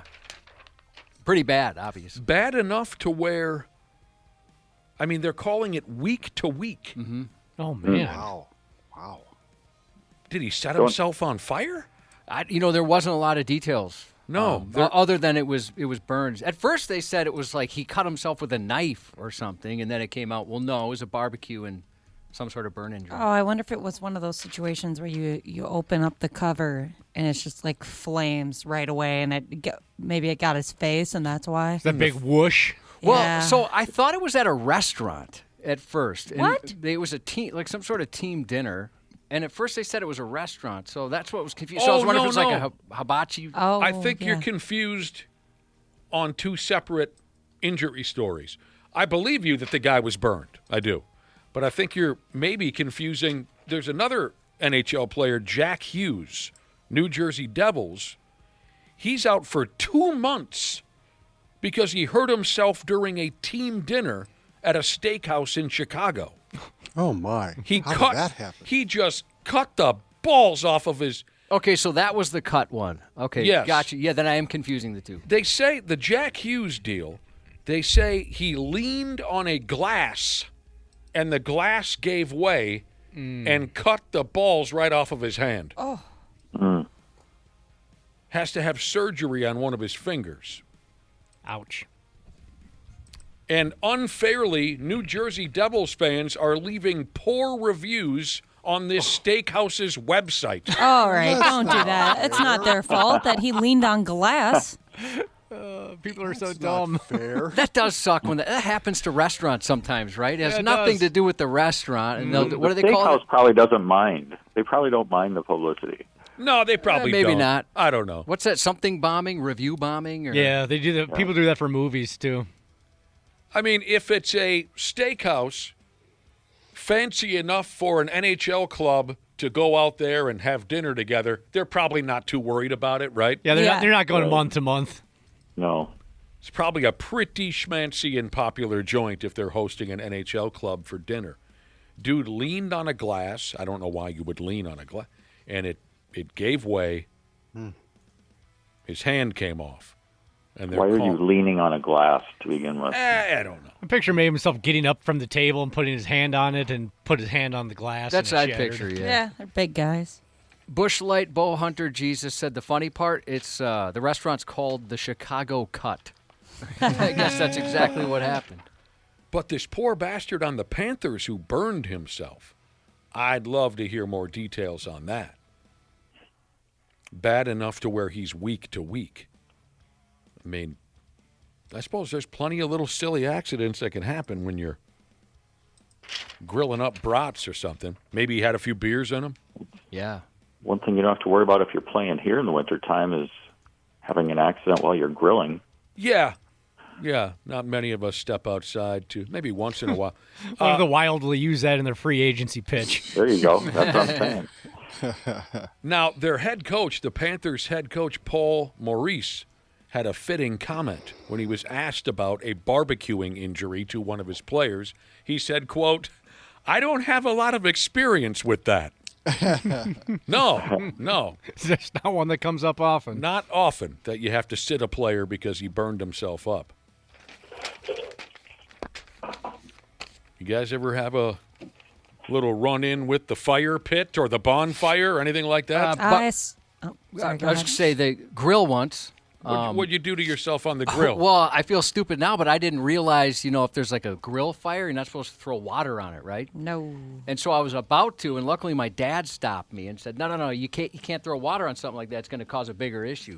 So I had never heard that before. So you threw water on the fire. No, I was just about to. He just stopped me right beforehand. So you came close to having really close. I mean, I was just right there, and luckily my dad stopped me. I had a pretty wicked burn on my ass when I sat on sauna coals. Oh, that was pretty bad. You could see the grate. It was. You burned up your little bottom? How did that happen? Luckily, I was pretty intoxicated, so that helped the situation. That's how that happened. Yeah, I was in the. I went to go into the sauna, and I was just like checking it out, like, oh wow, it's really really cool situation you got here, and I bumped into the door a little weird and like kind of tripped and fell a tiny bit, and I barely touched the coals with my butt, but then to get myself off immediately, I grabbed the dude that was in the sauna and grabbed him by the what? The shirt. And what the hell's the guy doing wearing a T-shirt and a sauna?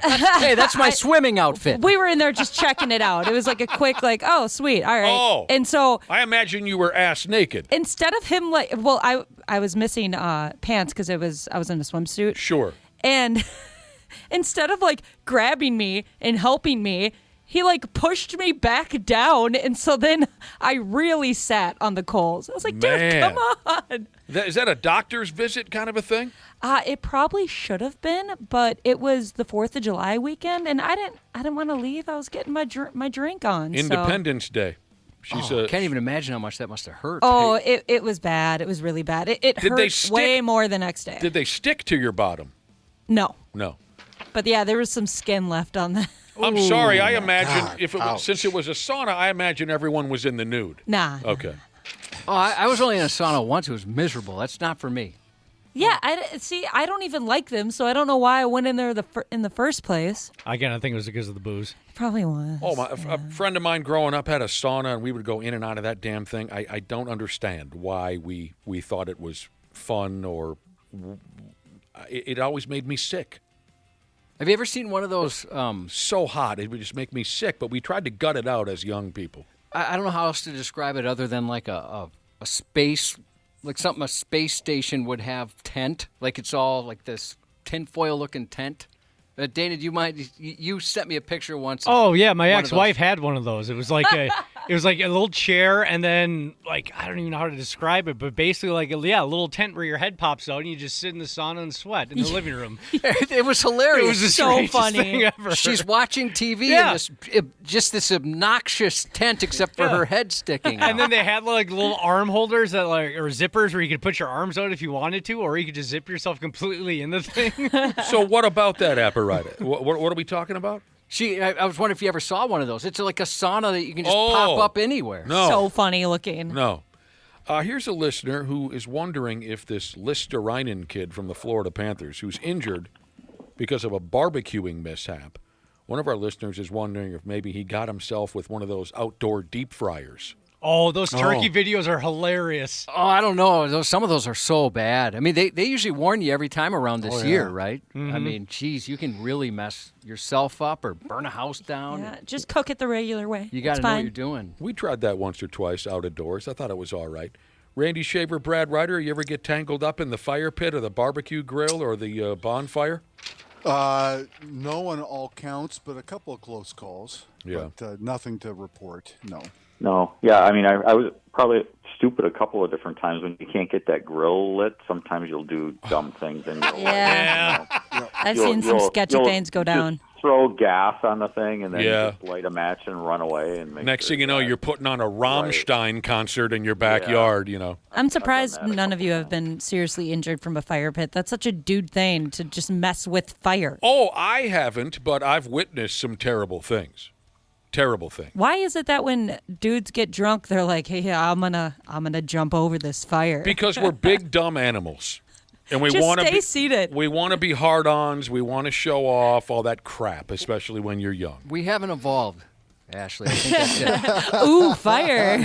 Actually, I did set myself on fire from a stove at St. Cloud State when I was about 21 years old. Oh, yeah. Didn't you burn your eyebrows off or something No, like that? that was a different time. I tried to lit my girlfriend a cigarette and singe my eyebrows off. But this time in St. Cloud State, we got back from the bar. You know, we were doing shots all night because we're 21, and you do shots at the bars at that point in your life.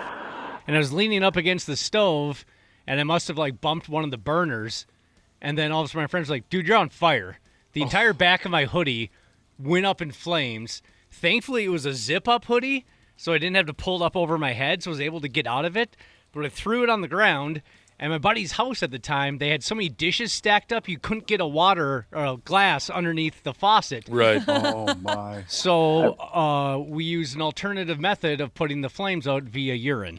You know what, Dana? If that Wait a happened... minute. Wait a minute. Wait a hold on a minute. sec. No, you did not. Yes, I did. Wait. Did it work? You had your friends I did. urinate I on- personally did. Yes. You peed on yourself? I peed on the sweatshirt that I took off. Yeah, you got the sweatshirt and off. threw it on the linoleum tile. I'm sorry. I thought you were saying you were on fire and you got on Stopped, your knees. dropped, and rolled. Pee on me. Pee on me. That's right. I was going to say, I'm a nervous peer.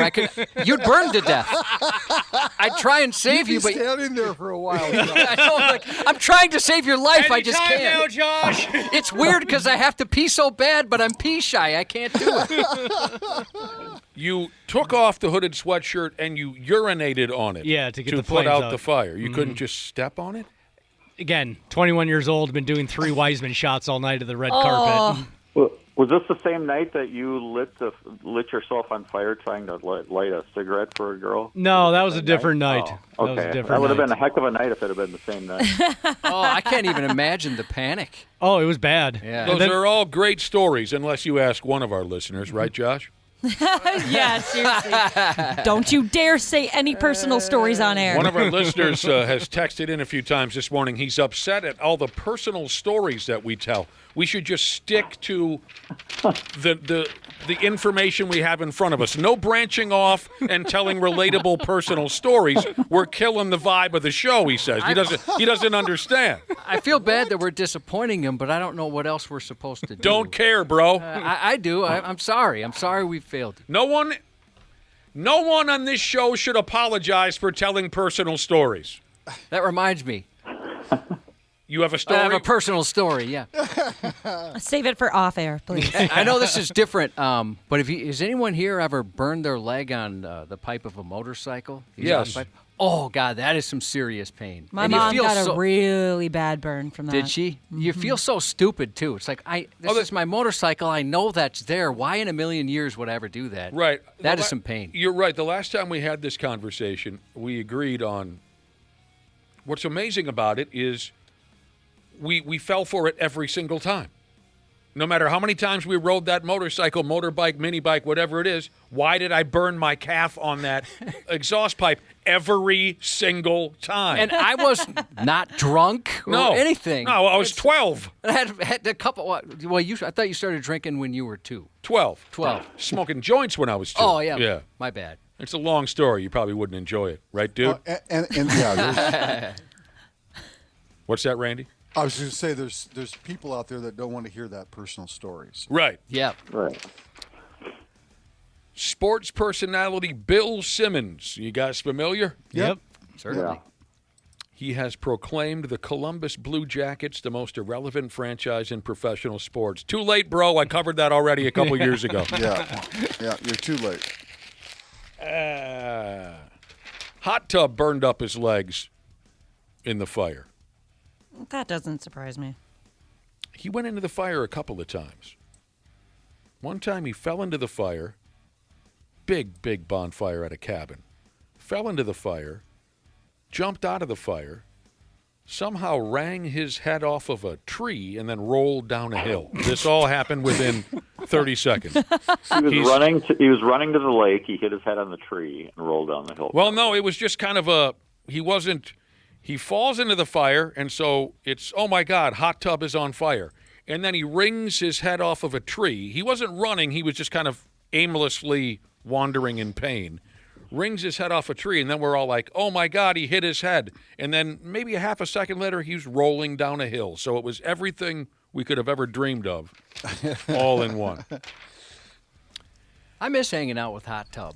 Hot Tub was a prince. I've seen him around a bonfire before. Maybe bonfire's not the right word. At like X-Fest and Edge Fest, things like that. He behaved himself, but boy, he can drink. That's for sure. I remember that about him. True professional. Okay. Again, like Monday's Wolves game against Dallas, last night's game versus Washington wasn't the most enjoyable ball game I've ever watched. Yeah.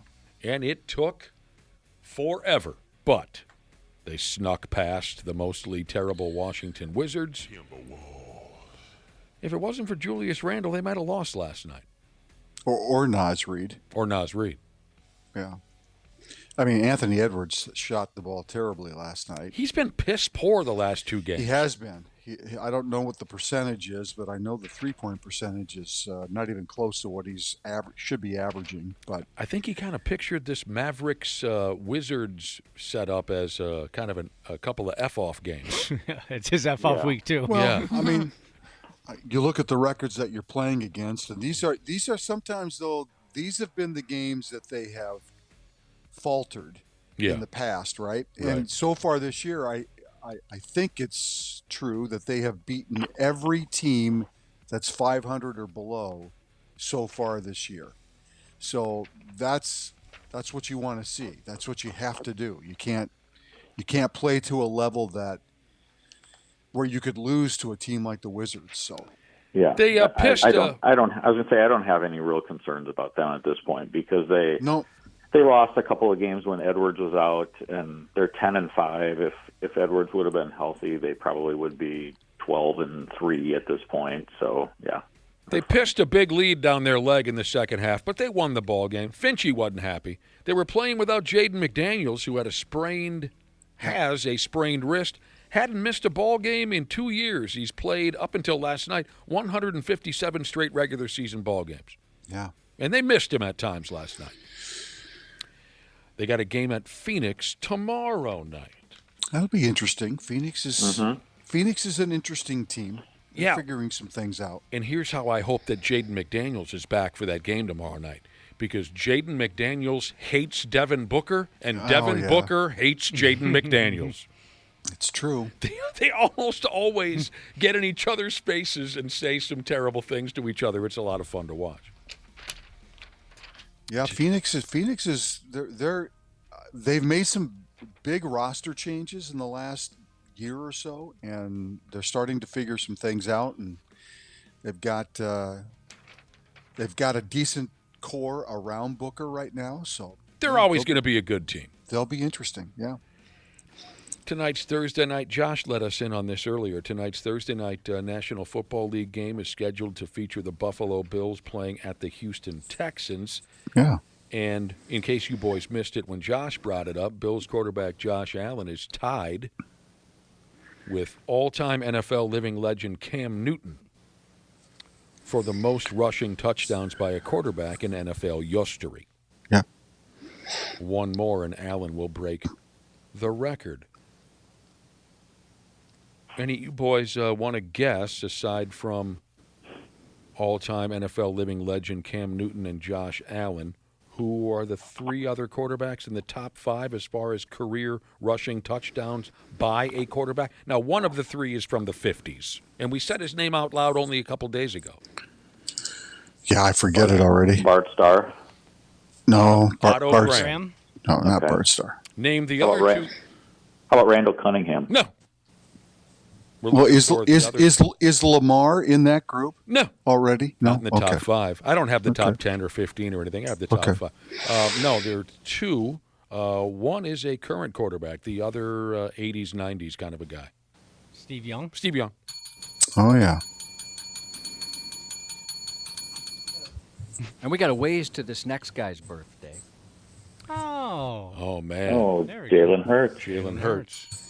We tracked his birthday for a smooth year. Do you still have that countdown clock? Yeah, but I haven't reset it to the proper. I'll tune it back up for you. Thanks. We'll have to do that. Going again. Dana actually went out and got me a countdown clock so we could count down the months and days until Jalen Hurts' next birthday. Jalen Hurts currently has 61 rushing touchdowns, so you know he will eventually be right up there with Josh Allen. Josh Allen, 75 apiece. He and Cam Newton. Josh Allen doesn't need the tush push to get it done, though. Just saying. True. What's wrong with the tush push? I mean, Josh Allen will take off from the 20-yard line and score a touchdown. He doesn't need a... You don't think Jalen Hurts can do that? Jalen Hurts can do that, too. He can, not as often as Josh does. Dana wants receipts. Dana wants to see it. Don't be a prick about this. Sorry, I couldn't resist. Lots of folks are making fun of sad-ass old Bill Belichick again. What's he doing now? I saw this. This time, it's because he was spotted watching his hot granddaughter competing for an adult co-ed cheerleading team. Oh, yeah, I saw this. His granddaughter that he hangs around with, spends so much time with now. She's involved in adult co-ed cheerleading? She looks hilarious in the picture, too. Why are you in an adult cheerleader? Unless you're being paid to be I don't understand that. Kind of like community theater. I don't understand why adults show up. Love of the game, man. Yeah. Why do grown people show up to be in the community? What's the word in the business, Josh? Well, they like to be thespians. What are you cheering for? And then you go to the. I don't understand either.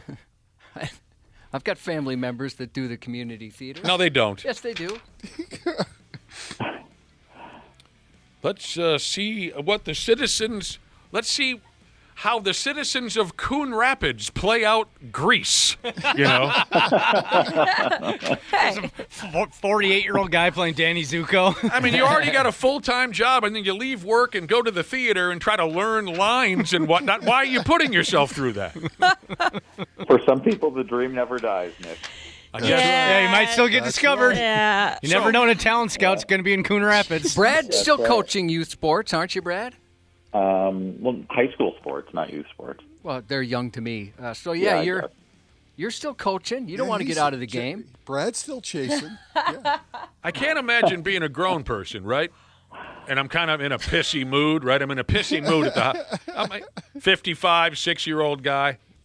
And I'm kind of in a pissy mood, and the wife says, well, Jesus, what's your problem? I'm sorry, I'm trying to learn these lines. We gotta do the Robbinsdale, Minnesota version of Cat on a Hot Tin Roof tomorrow at the community theater. I'm sorry, I'm trying to learn my lines. Then you're taking your show on the road to the old folks' home on Sunday. Yeah.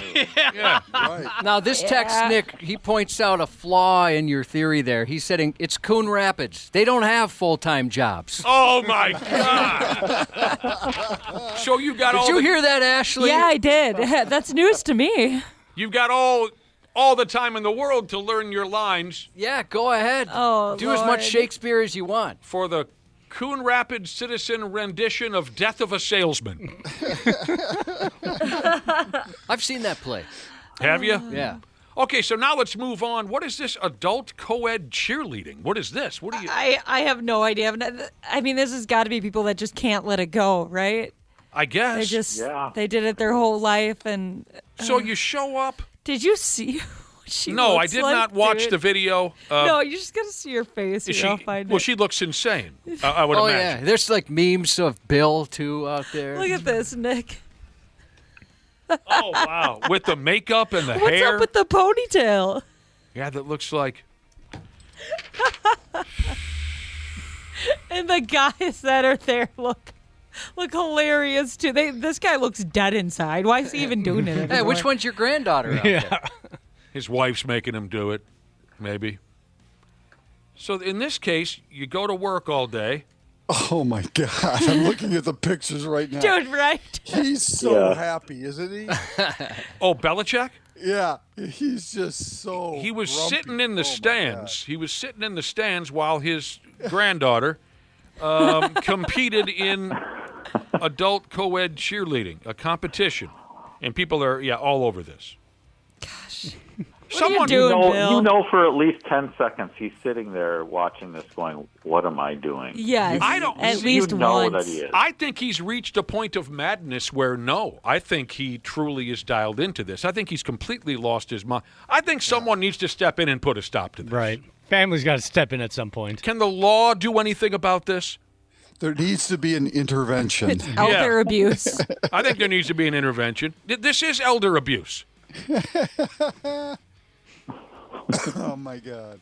The pictures are just fabulous. I love that you keep calling her his granddaughter. So let me get this straight now, Josh. You go to work, you get done with 8-10 hours of work, then you go to the gym to practice tumbling. Yep. With the 8-year-olds. And cheering and timing and flipping with a dude who lives 6 doors down. Yeah, that's the gist, I guess. That's co-ed. I wonder what they're cheerle- cheering for. Yeah, who do you Yeah, cheer that's for? what I said. What are you cheering about? Just the average guy that needs a pick-me-up hire a cheer squad just to make him feel a little better? Hey, look, I lost my job. Yeah. Hey, look at you filling out that resume. Give me an R. Yes. Give me an E. Send the That's cheer as far as team I over can to go. my apartment. I lost my job today. I could use some. I have a friend who, you guys know her, Kelly, the officiant at my wedding. You guys have met her a couple times. Yeah, she's awesome. She recently joined an adult dance troupe type thing, and there's going to be a recital. And I'm like, I'm tailgating the hell out of that, and gonna go in and laugh my ass off. Oh my! Why does she do that? Yeah, is she doing it for the bit? No, I mean, she took dance in high school. She kept doing it at Madison in college, and she just kind of missed it. So she heard about it and goes, "Oh, I'm joining up." All right, so my husband danced from the time he was 4 to 17 years old. He danced competitively, went all around the country. But if he came to me today and told me that he was joining an adult dance group, I would leave him. Oh, my God. I get off work at 5. By 5:45, I got to meet No. I got to meet the rest of my adult dance group. Well, here's someone who texted in and said, how is community theater or adult co-ed cheerleading any different than softball and hockey leagues? I'll tell you. Softball, we show up, we play, we go home. Hockey, we show up, we play, we go home. We don't practice. Right. And we can do it hammered. Yes, and we can do it. We don't. You can convince people that there's a purpose behind playing adult sports too. I mean, I don't understand the other stuff. Yeah. Beer league softball, beer league hockey, I can be out the door and then return home from those events in 2 hours. There's no practice. We don't spend days on end preparing ourselves. Unbelievable. God, funny stuff. Are you still looking at the picture of Belichick? Yeah, he's just so miserable. It's just... Does he ever smile? When Tom Brady was on the team, was he smiling then? It just seems like he never smiles. No, that's his thing. You know what I think you should do, Randy? You should start there's a lot of retired news people in town. You guys should start a group where you just get together once a week and do a fake newscast or something. Oh, God. Brad Ryder, are you suggesting adult co-ed newscasting? Yeah, that's exactly what I'm suggesting. Oh, my God. That's like the last thing I would want to do, Brad. Randy, Joe Schmidt. I mean, there's all kinds of people around town that could come. Oh, man. No thanks. I thought this had already happened, but maybe that's just the liquor talking. I thought this had already happened. The 1985 Chicago Bears hit single, The Super Bowl Shuffle, is about to be the subject of a new HBO documentary. Maybe I watched a different documentary on the Super Bowl Shuffle. Maybe I'm thinking of a different program. There was a 30 for 30 out about that. Okay. A few years ago that you probably saw. That must be it. Yeah. Oh, here's a guy who hated the Super Bowl Shuffle right How here. could you hate the Super Bowl Because I hated the Bears. Yeah. I loved Walter Payton. Other than that, Josh, you have to understand, I was 14 years old. I was a massive Vikings fan at the time. I hated everything about the Chicago Bears. Jim McMahon could kiss my ass. Oh, I thought he was cool. Dan Hampton, Refrigerator Mike Perry. Ditka on Mike the skates. Ditka sucked. I hated Mike Ditka. You didn't like the fridge? No, Gary Fensick, name all of them. And I know some of them have died now, and I feel terrible about it. I know I was 10. Maybe I was the perfect age for the Super Bowl Shuffle. I thought it was really cool. I thought it was so miserable. Leslie Frazier. Sure. Yeah. Name them. I hated them. But there's going to be a documentary about it. But the fridge seems so lovable. Not when I was a 14-year-old kid. Not into it. No. Ditka roller skating around the office in Chicago because they were coming to the Metrodome to play, and he called it a skating rink. Did he really? He called it the Roller Dome. The Roller Dome, that's right. Yep. I went to one of those. There's video of him skating around the Bears office. You went and roller... What's the word again? The Roller Dome. Or I wanted to say it. roller coasted. You didn't roller coast. You went and roller skated at the Dome? Rollerbladed? Oh, yeah. I thought about doing it. It was a big deal. Yeah, a buddy of mine's dad took all of us to go do that. Fun. One thing you have to remember about That's where I learned the term ankle burner, as everybody called me that. I imagine you weren't terribly good on skates. No, not at all. Okay. Or off. Yeah, terrible. One thing you have to remember about the Super Bowl Shuffle is the Bears recorded that video and recorded that song in November of that season or something like that. That was like the first edition almost of somebody, like a fan, getting that tattoo preemptively that says Super Bowl champions, their favorite team. Yeah. That was kind of like a 1985 version of that. But it was so early in the season, even though they were obviously a dominant team by November, everybody knew that. But I like this comment from Mike Singletary, who said, he told the boys before they shot the video, if we don't go to the Super Bowl, we are going to look like the biggest idiots that have ever lived. Yeah, I could see that. Like in 1998 when KDWB made that We're Going to Miami song. Oh, yeah. It was that parody song? Will Smith had a We're Going to Miami. Well, sure, I remember that. And the Super Bowl was in Miami that year. So they made that song about the Vikings going to the Super Bowl and played it all season long. And then, of course, we know what happened at the end of the NFC Championship game. The Super Bowl Shuffle reached number 41 on the Billboard Hot 100 chart. Should have been higher.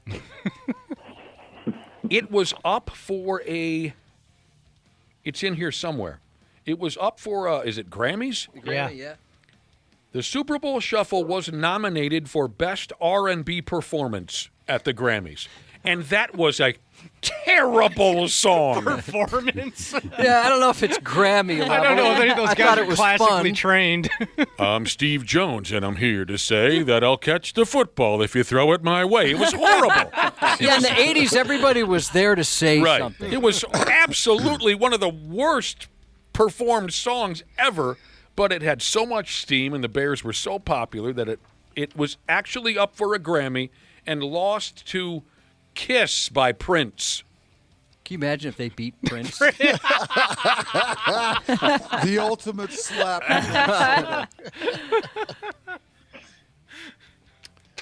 I'm sorry if there's a totally obvious answer that I'm not thinking of, but has there been anything like the Super Bowl Shuffle since? Oh, yeah. Like what? What would be something that massive? Oh, something that's successful? Yeah.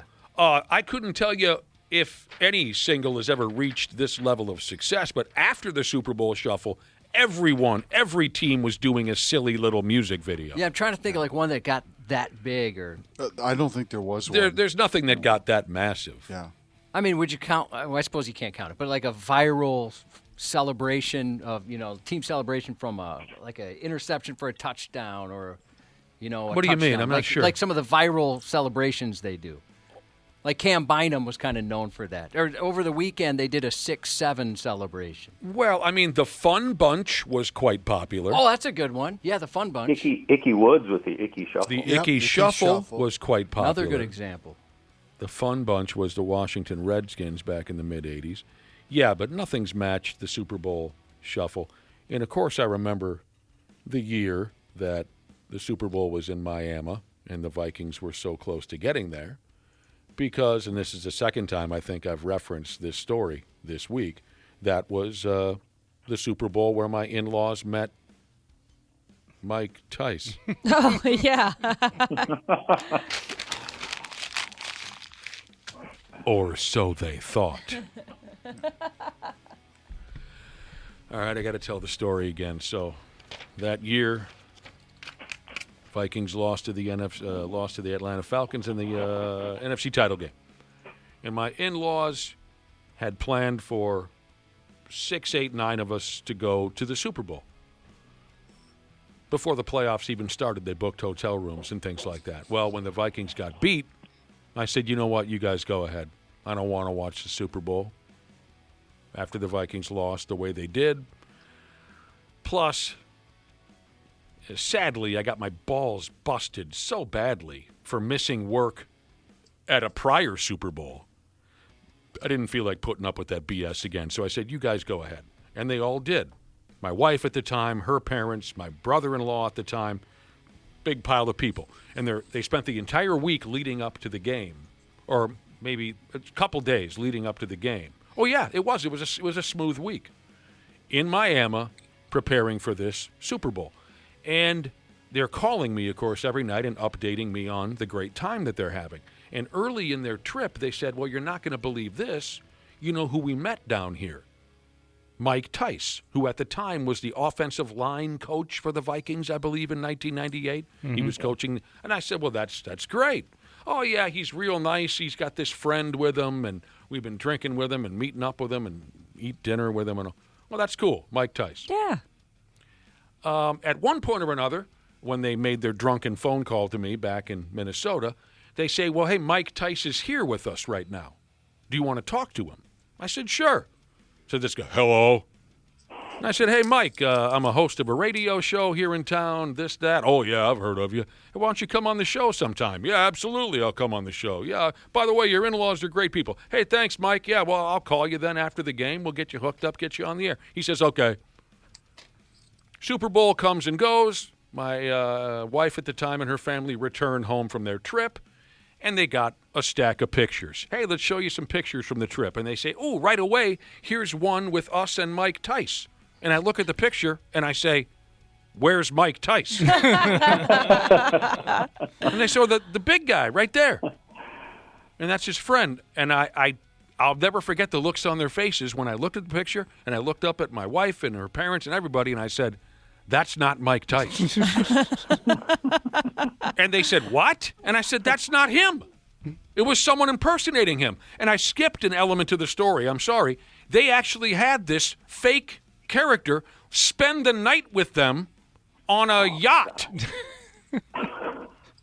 They partied with this guy and said they could have been murdered. Yeah, no kidding. And said, yeah, you know, you've been drinking a lot. Why don't you just crash with us? And they're all excited. Yay, Mike Tice is staying on our boat overnight. It wasn't him. And I remember hollering at everyone with the picture. I said, the dead giveaway should have been, everybody, Mike Tice is not going to walk around Miami wearing jean shorts and a Leroy Horde jersey.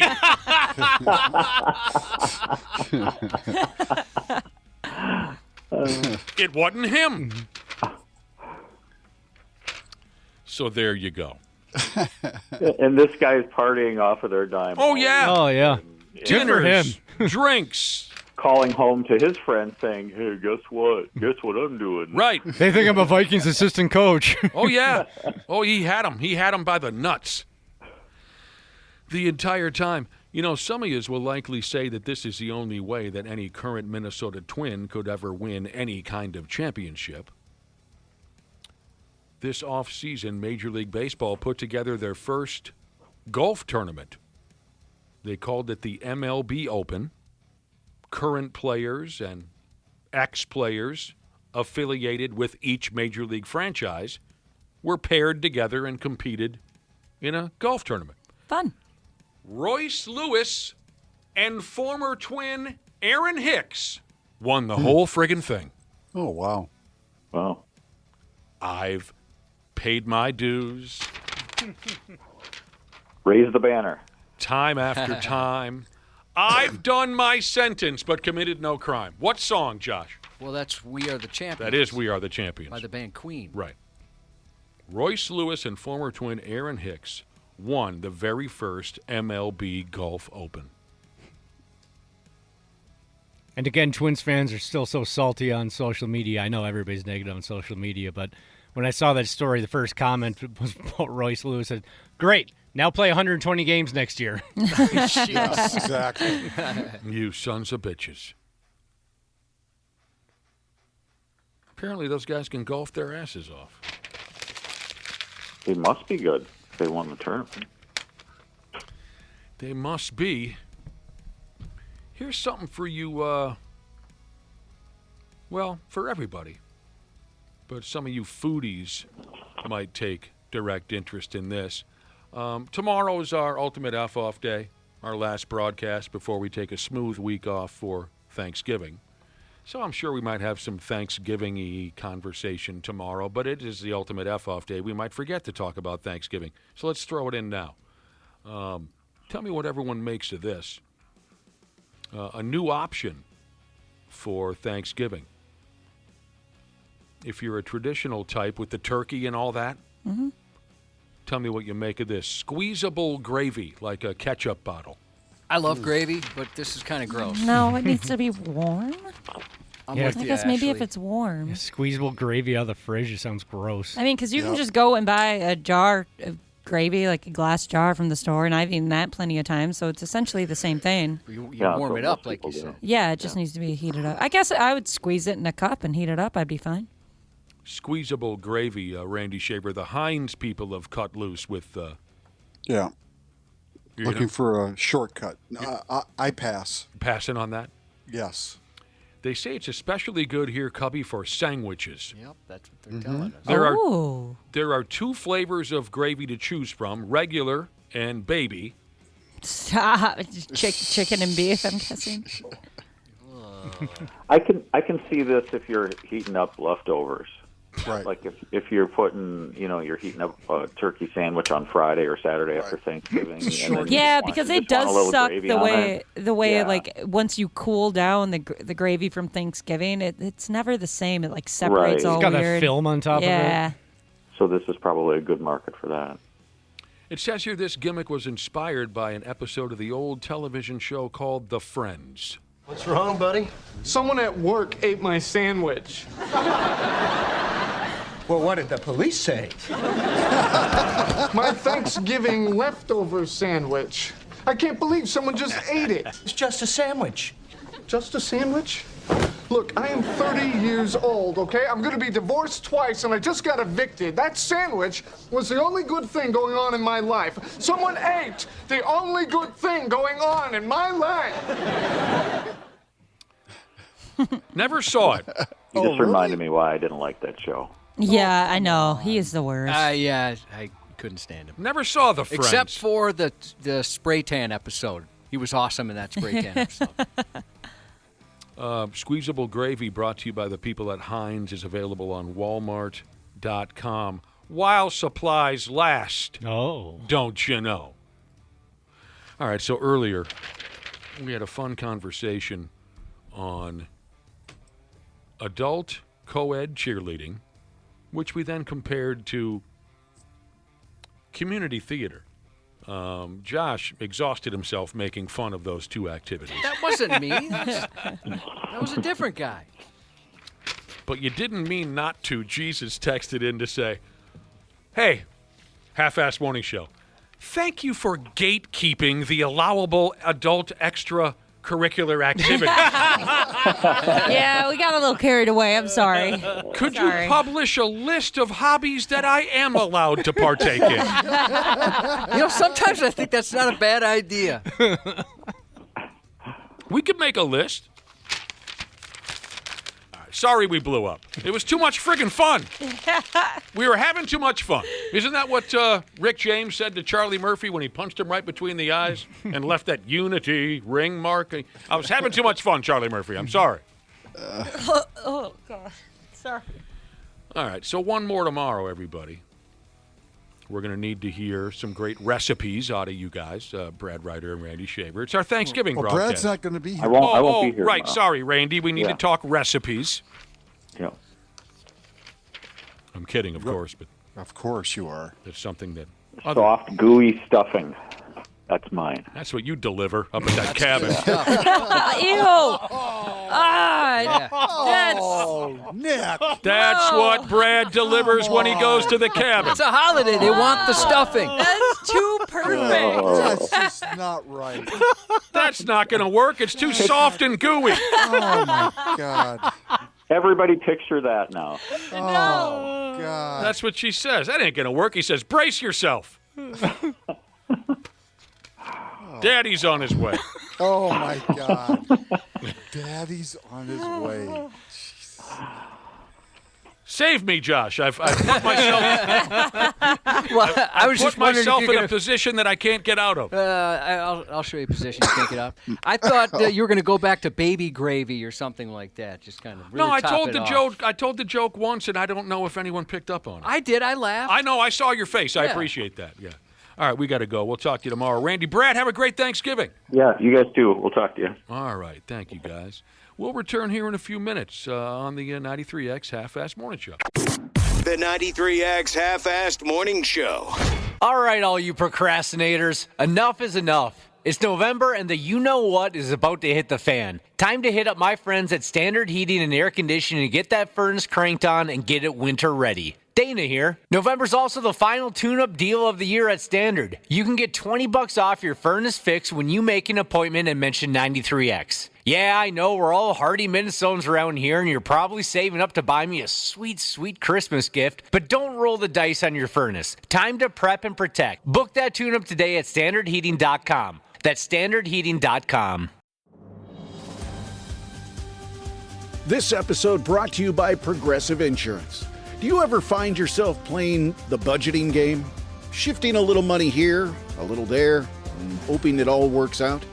Well, with the Name Your Price tool from Progressive, you can get a better budgeter and potentially lower your insurance bill too. You tell Progressive what you want to pay for car insurance, and they'll help find you options within your budget. Try it today at Progressive.com. Progressive Casualty Insurance Company and Affiliates. Price and coverage match limited by state law. Not available in all states.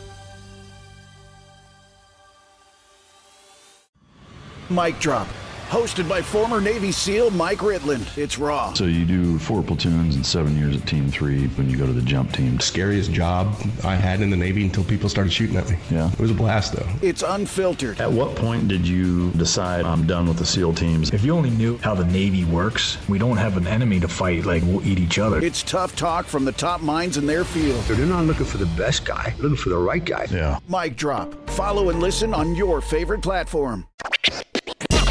The Half-Assed Morning Show. 93X. All right, what a great crowd. We thank you so damn much for hanging out with us this morning here on the 93X Half-Assed Morning Show. You know, earlier, out of nowheres, I found a random tweet, sexual in nature. I found it very funny. Shared it with you. I hope you like it. I think you did. Here it is again. Earlier, I found this random tweet, and it is sexual in nature. And it simply says, the sexual tension between you and the person adjusting your seatbelt on a roller coaster. It's real. I've never felt it, but now that's all I'm going to think You've about. never felt it? Mm-mm. No, I'm trying to think if I've ever had anyone actually adjust it. Usually they just like do the check. All right, looks good. I don't know if I've ever had somebody kind of reach over and tighten it up. I mean, they for me reach down right between your legs No, sometimes? I haven't seen that. All right. Can you request it? I suppose. I'm not real confident here. I don't trust myself with this seatbelt. Can someone... there were a few others along with that one. Let me read these other random tweets that are sexual in nature and see what you think. Are they still called tweets? I have no idea. What do you call? I call them tweets. Do you? Yeah. Yeah, I was curious about. Only narcs called X. Yep. So, a call Twitter X? Yeah. Okay. That's how you find out who's a narc? Mm-hmm. Uh-huh. All right. Let me read a few of these others. See what you think. Like I said, what do we care? It's F-off week. Random sexual tweet. Sometimes, a young lady says, sometimes I think being a girl is so unfair. And then other times, I have 27 consecutive orgasms. I always thought that'd be cool, but at the same time, how do you know when to stop, quite honestly? I think once I started, I would die of too many orgasms. I think maybe when your vision starts to fail. Maybe that's it. Or when you got to go to work. Maybe that's... when it's time to punch in at work. You have something going on. You develop carpal tunnel syndrome?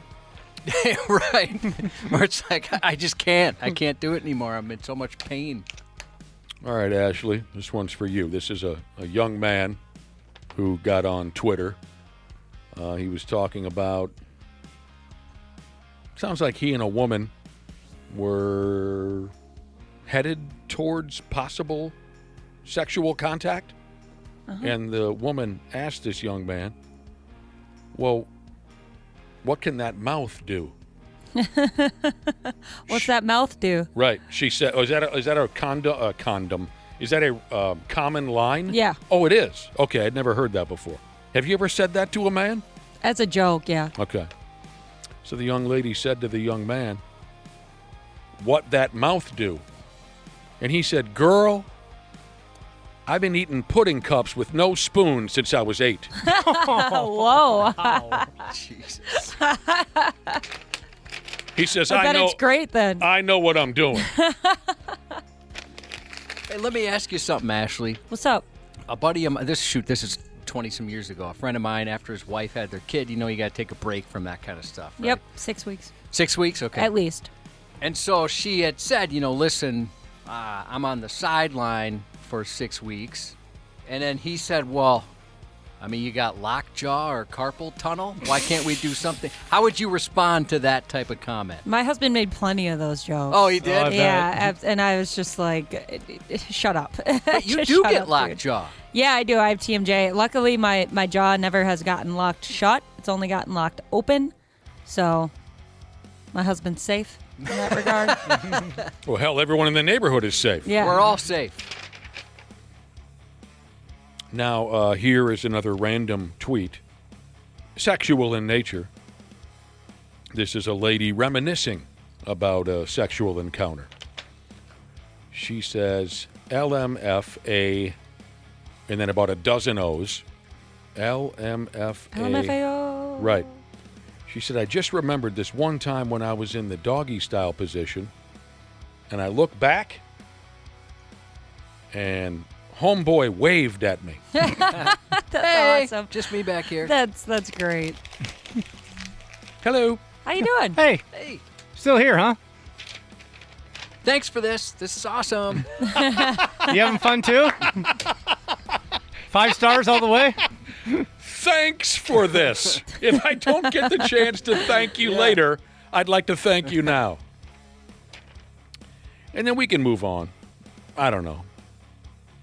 Maybe it's just the giddiness of preparing for some time off that I'm finding this stuff to be very entertaining. Maybe I would anyway. I don't know.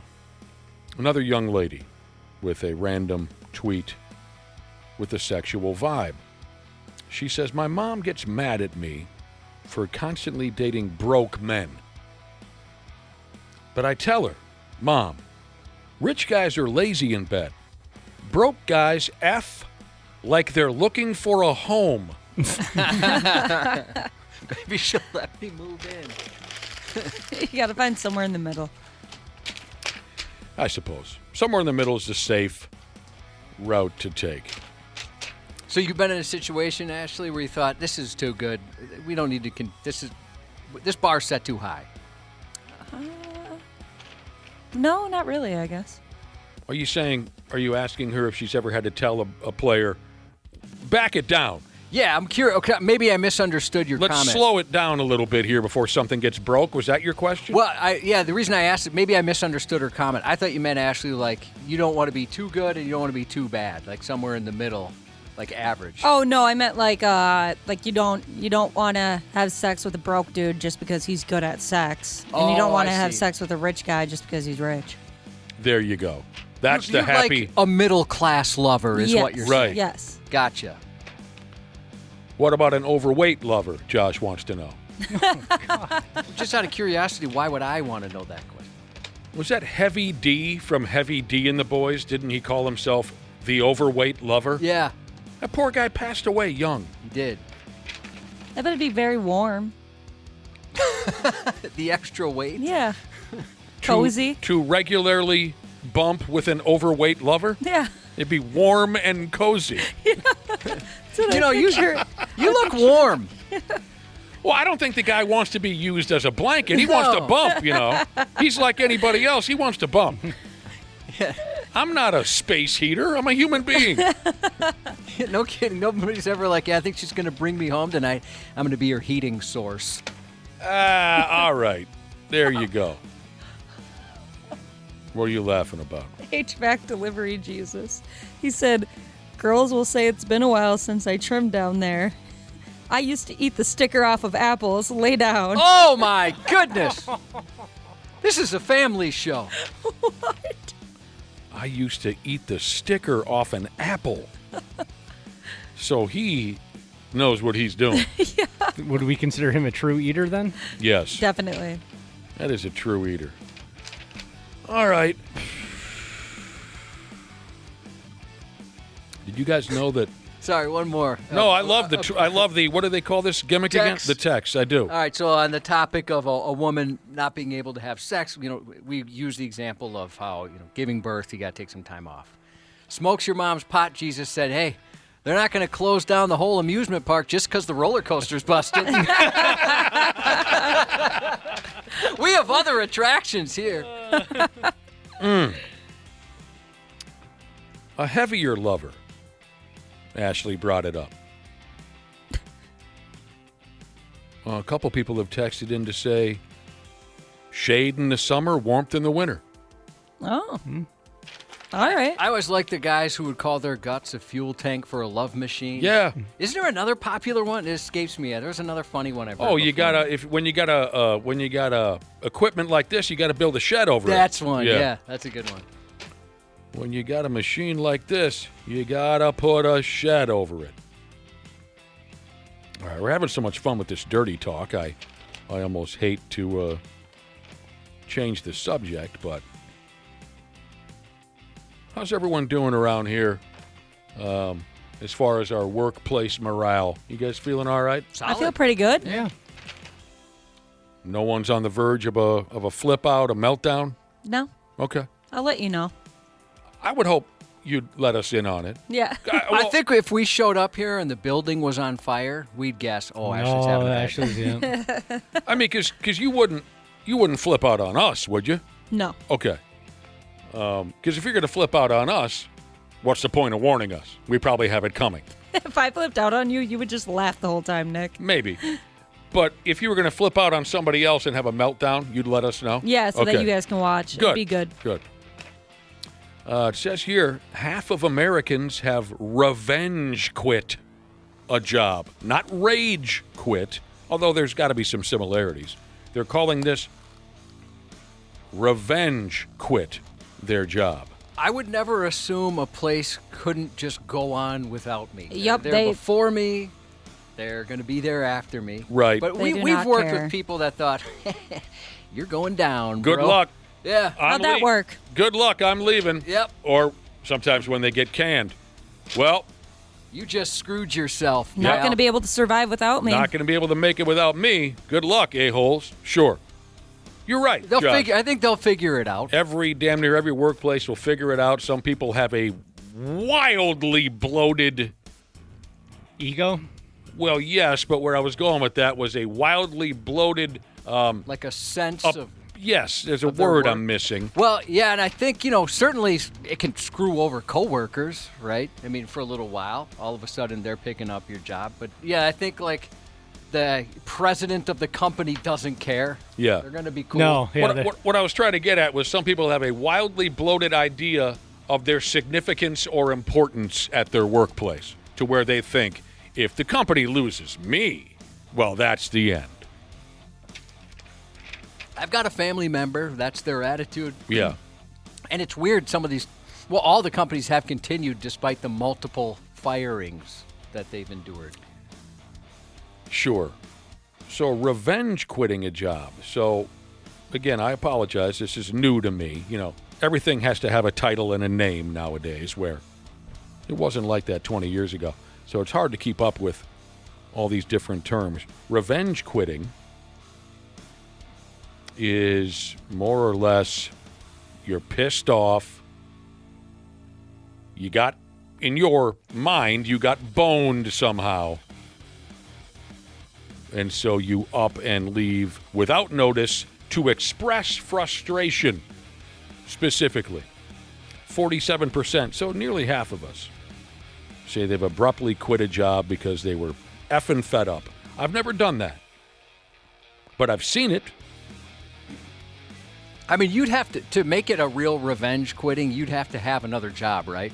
Otherwise, you realize, oh no, I can't pay my bills. Yeah, you just F yourself. This is so much worse for me.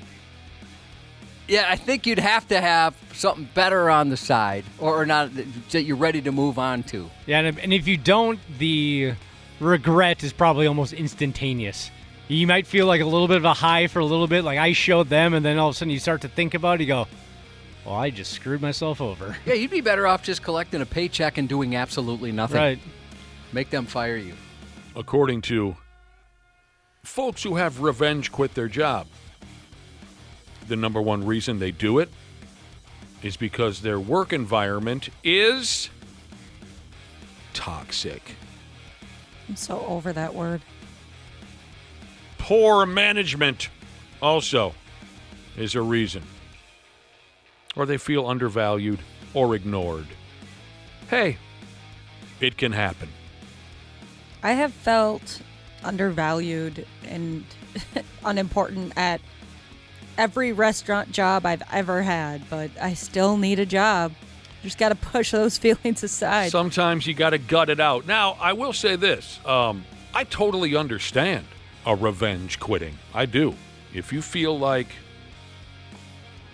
like we discussed, some people have a too wild of an opinion of themselves. But there's plenty of us who feel like we're getting screwed. And if you have to, in a lot of cases, they probably are. And in a lot of cases, you are. Especially Absolutely. Nowadays. So, revenge quitting, I get it. Incident after incident after episode, you feel like you're getting boned. You feel like people are treating you like garbage. Go ahead, up and quit. That's just one way to do it. I got no problem with that.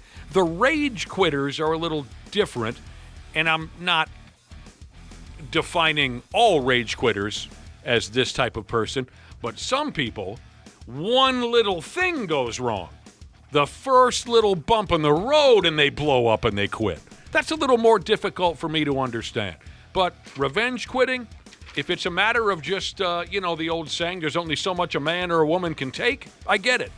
Yeah, I almost understand the rage quitting more, just because the revenge quitting is kind of like you're thinking I'm really going to screw over the company, where the rage quitting is like I'm so tired of this place, I'm out. And then maybe later you go, oh, I should have thought about that a little more. I suppose, yeah, it depends on your definition. Roastmaster Jesus brings up a good point.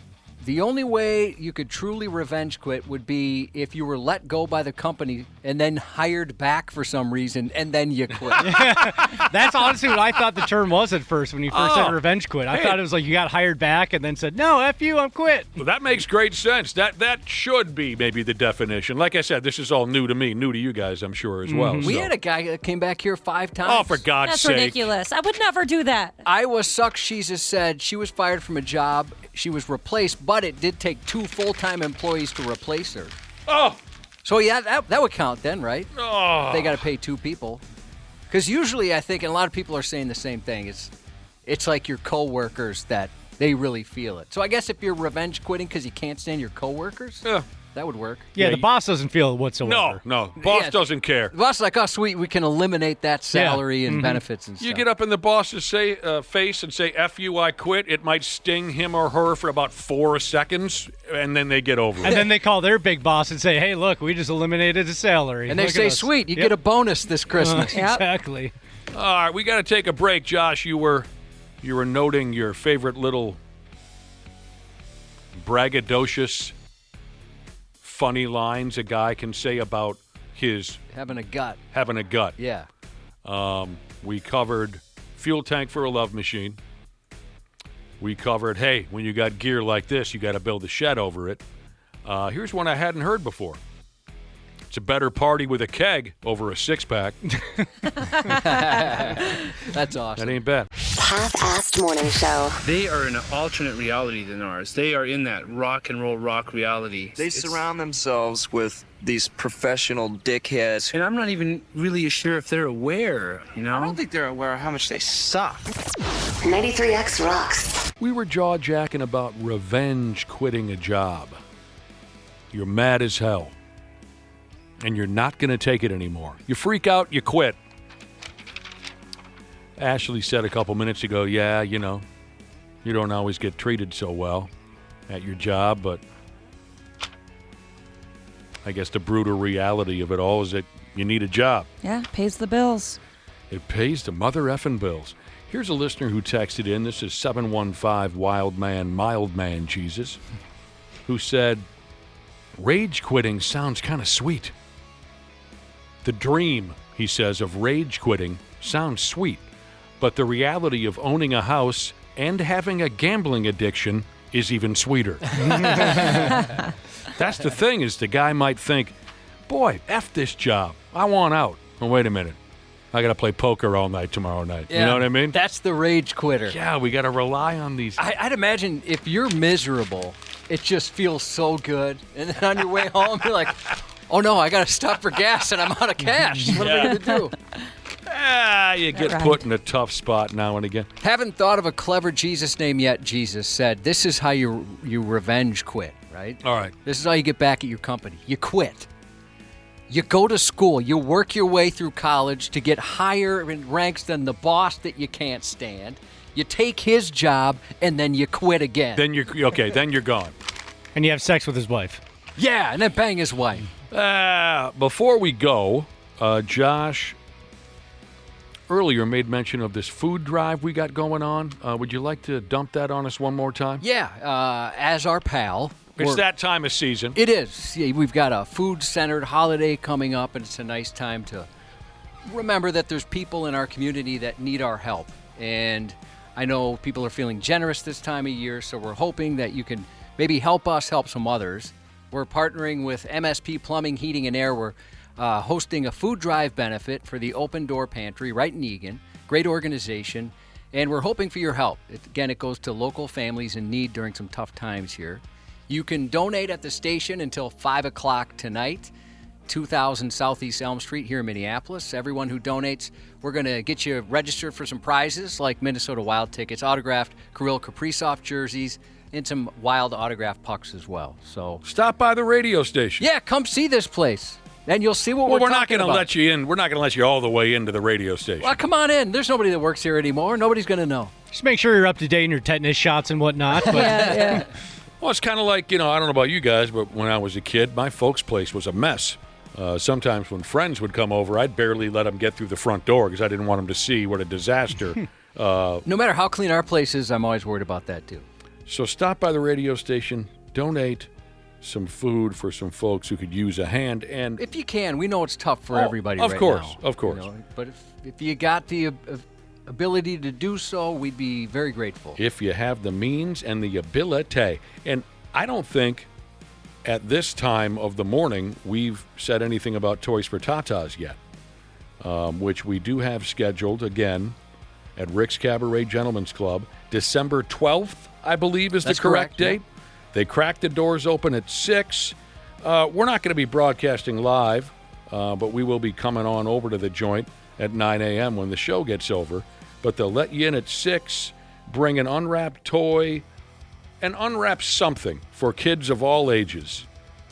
Donate it, get in for free, have a bite to eat, topless girls everywhere. It's our, 25th or 6th or 7th annual Toys for Tatas. Some of the ladies that were doing this when we first started are on disability right. at this point. They're on Social Security. Maybe that's what it is, Social Security. All the details are on 93x.com, but just so you know, because we haven't said too much about it yet, we will be going through with another Toys for Tatas toy drive, and we're looking forward to building up a big crowd for this event. Boy, I didn't even consider that. So if you're able to donate some food today and you stop by the station before Dana leaves, will you flash some of these folks? Absolutely. That seems only fair just to compare with Toys for Tatas. Oh, my God. Talking tops or bottoms? That's up both. to you, man. Okay. Ashley says both. My goodness. And one word for that. Gross. Nobody needs that. No, nobody does. From the Luther Bloomington Kia text line, happy belated birthday to my awesome sister, this text reads, I forgot it because that's the type of brother I am, says world's okayest engineer Jesus. And Fat Lebowski texted in some good vibes for his wife, stretch a mile before it tears an inch, Jesus. Stop that. Who's having spinal fusion surgery today. Good luck with your surgery.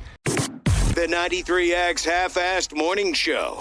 All right, all you procrastinators, enough is enough. It's November and the you-know-what is about to hit the fan. Time to hit up my friends at Standard Heating and Air Conditioning to get that furnace cranked on and get it winter ready. Dana here. November's also the final tune-up deal of the year at Standard. You can get $20 off your furnace fix when you make an appointment and mention 93X. Yeah, I know we're all hardy Minnesotans around here, and you're probably saving up to buy me a sweet, sweet Christmas gift, but don't roll the dice on your furnace. Time to prep and protect. Book that tune-up today at standardheating.com. That's standardheating.com.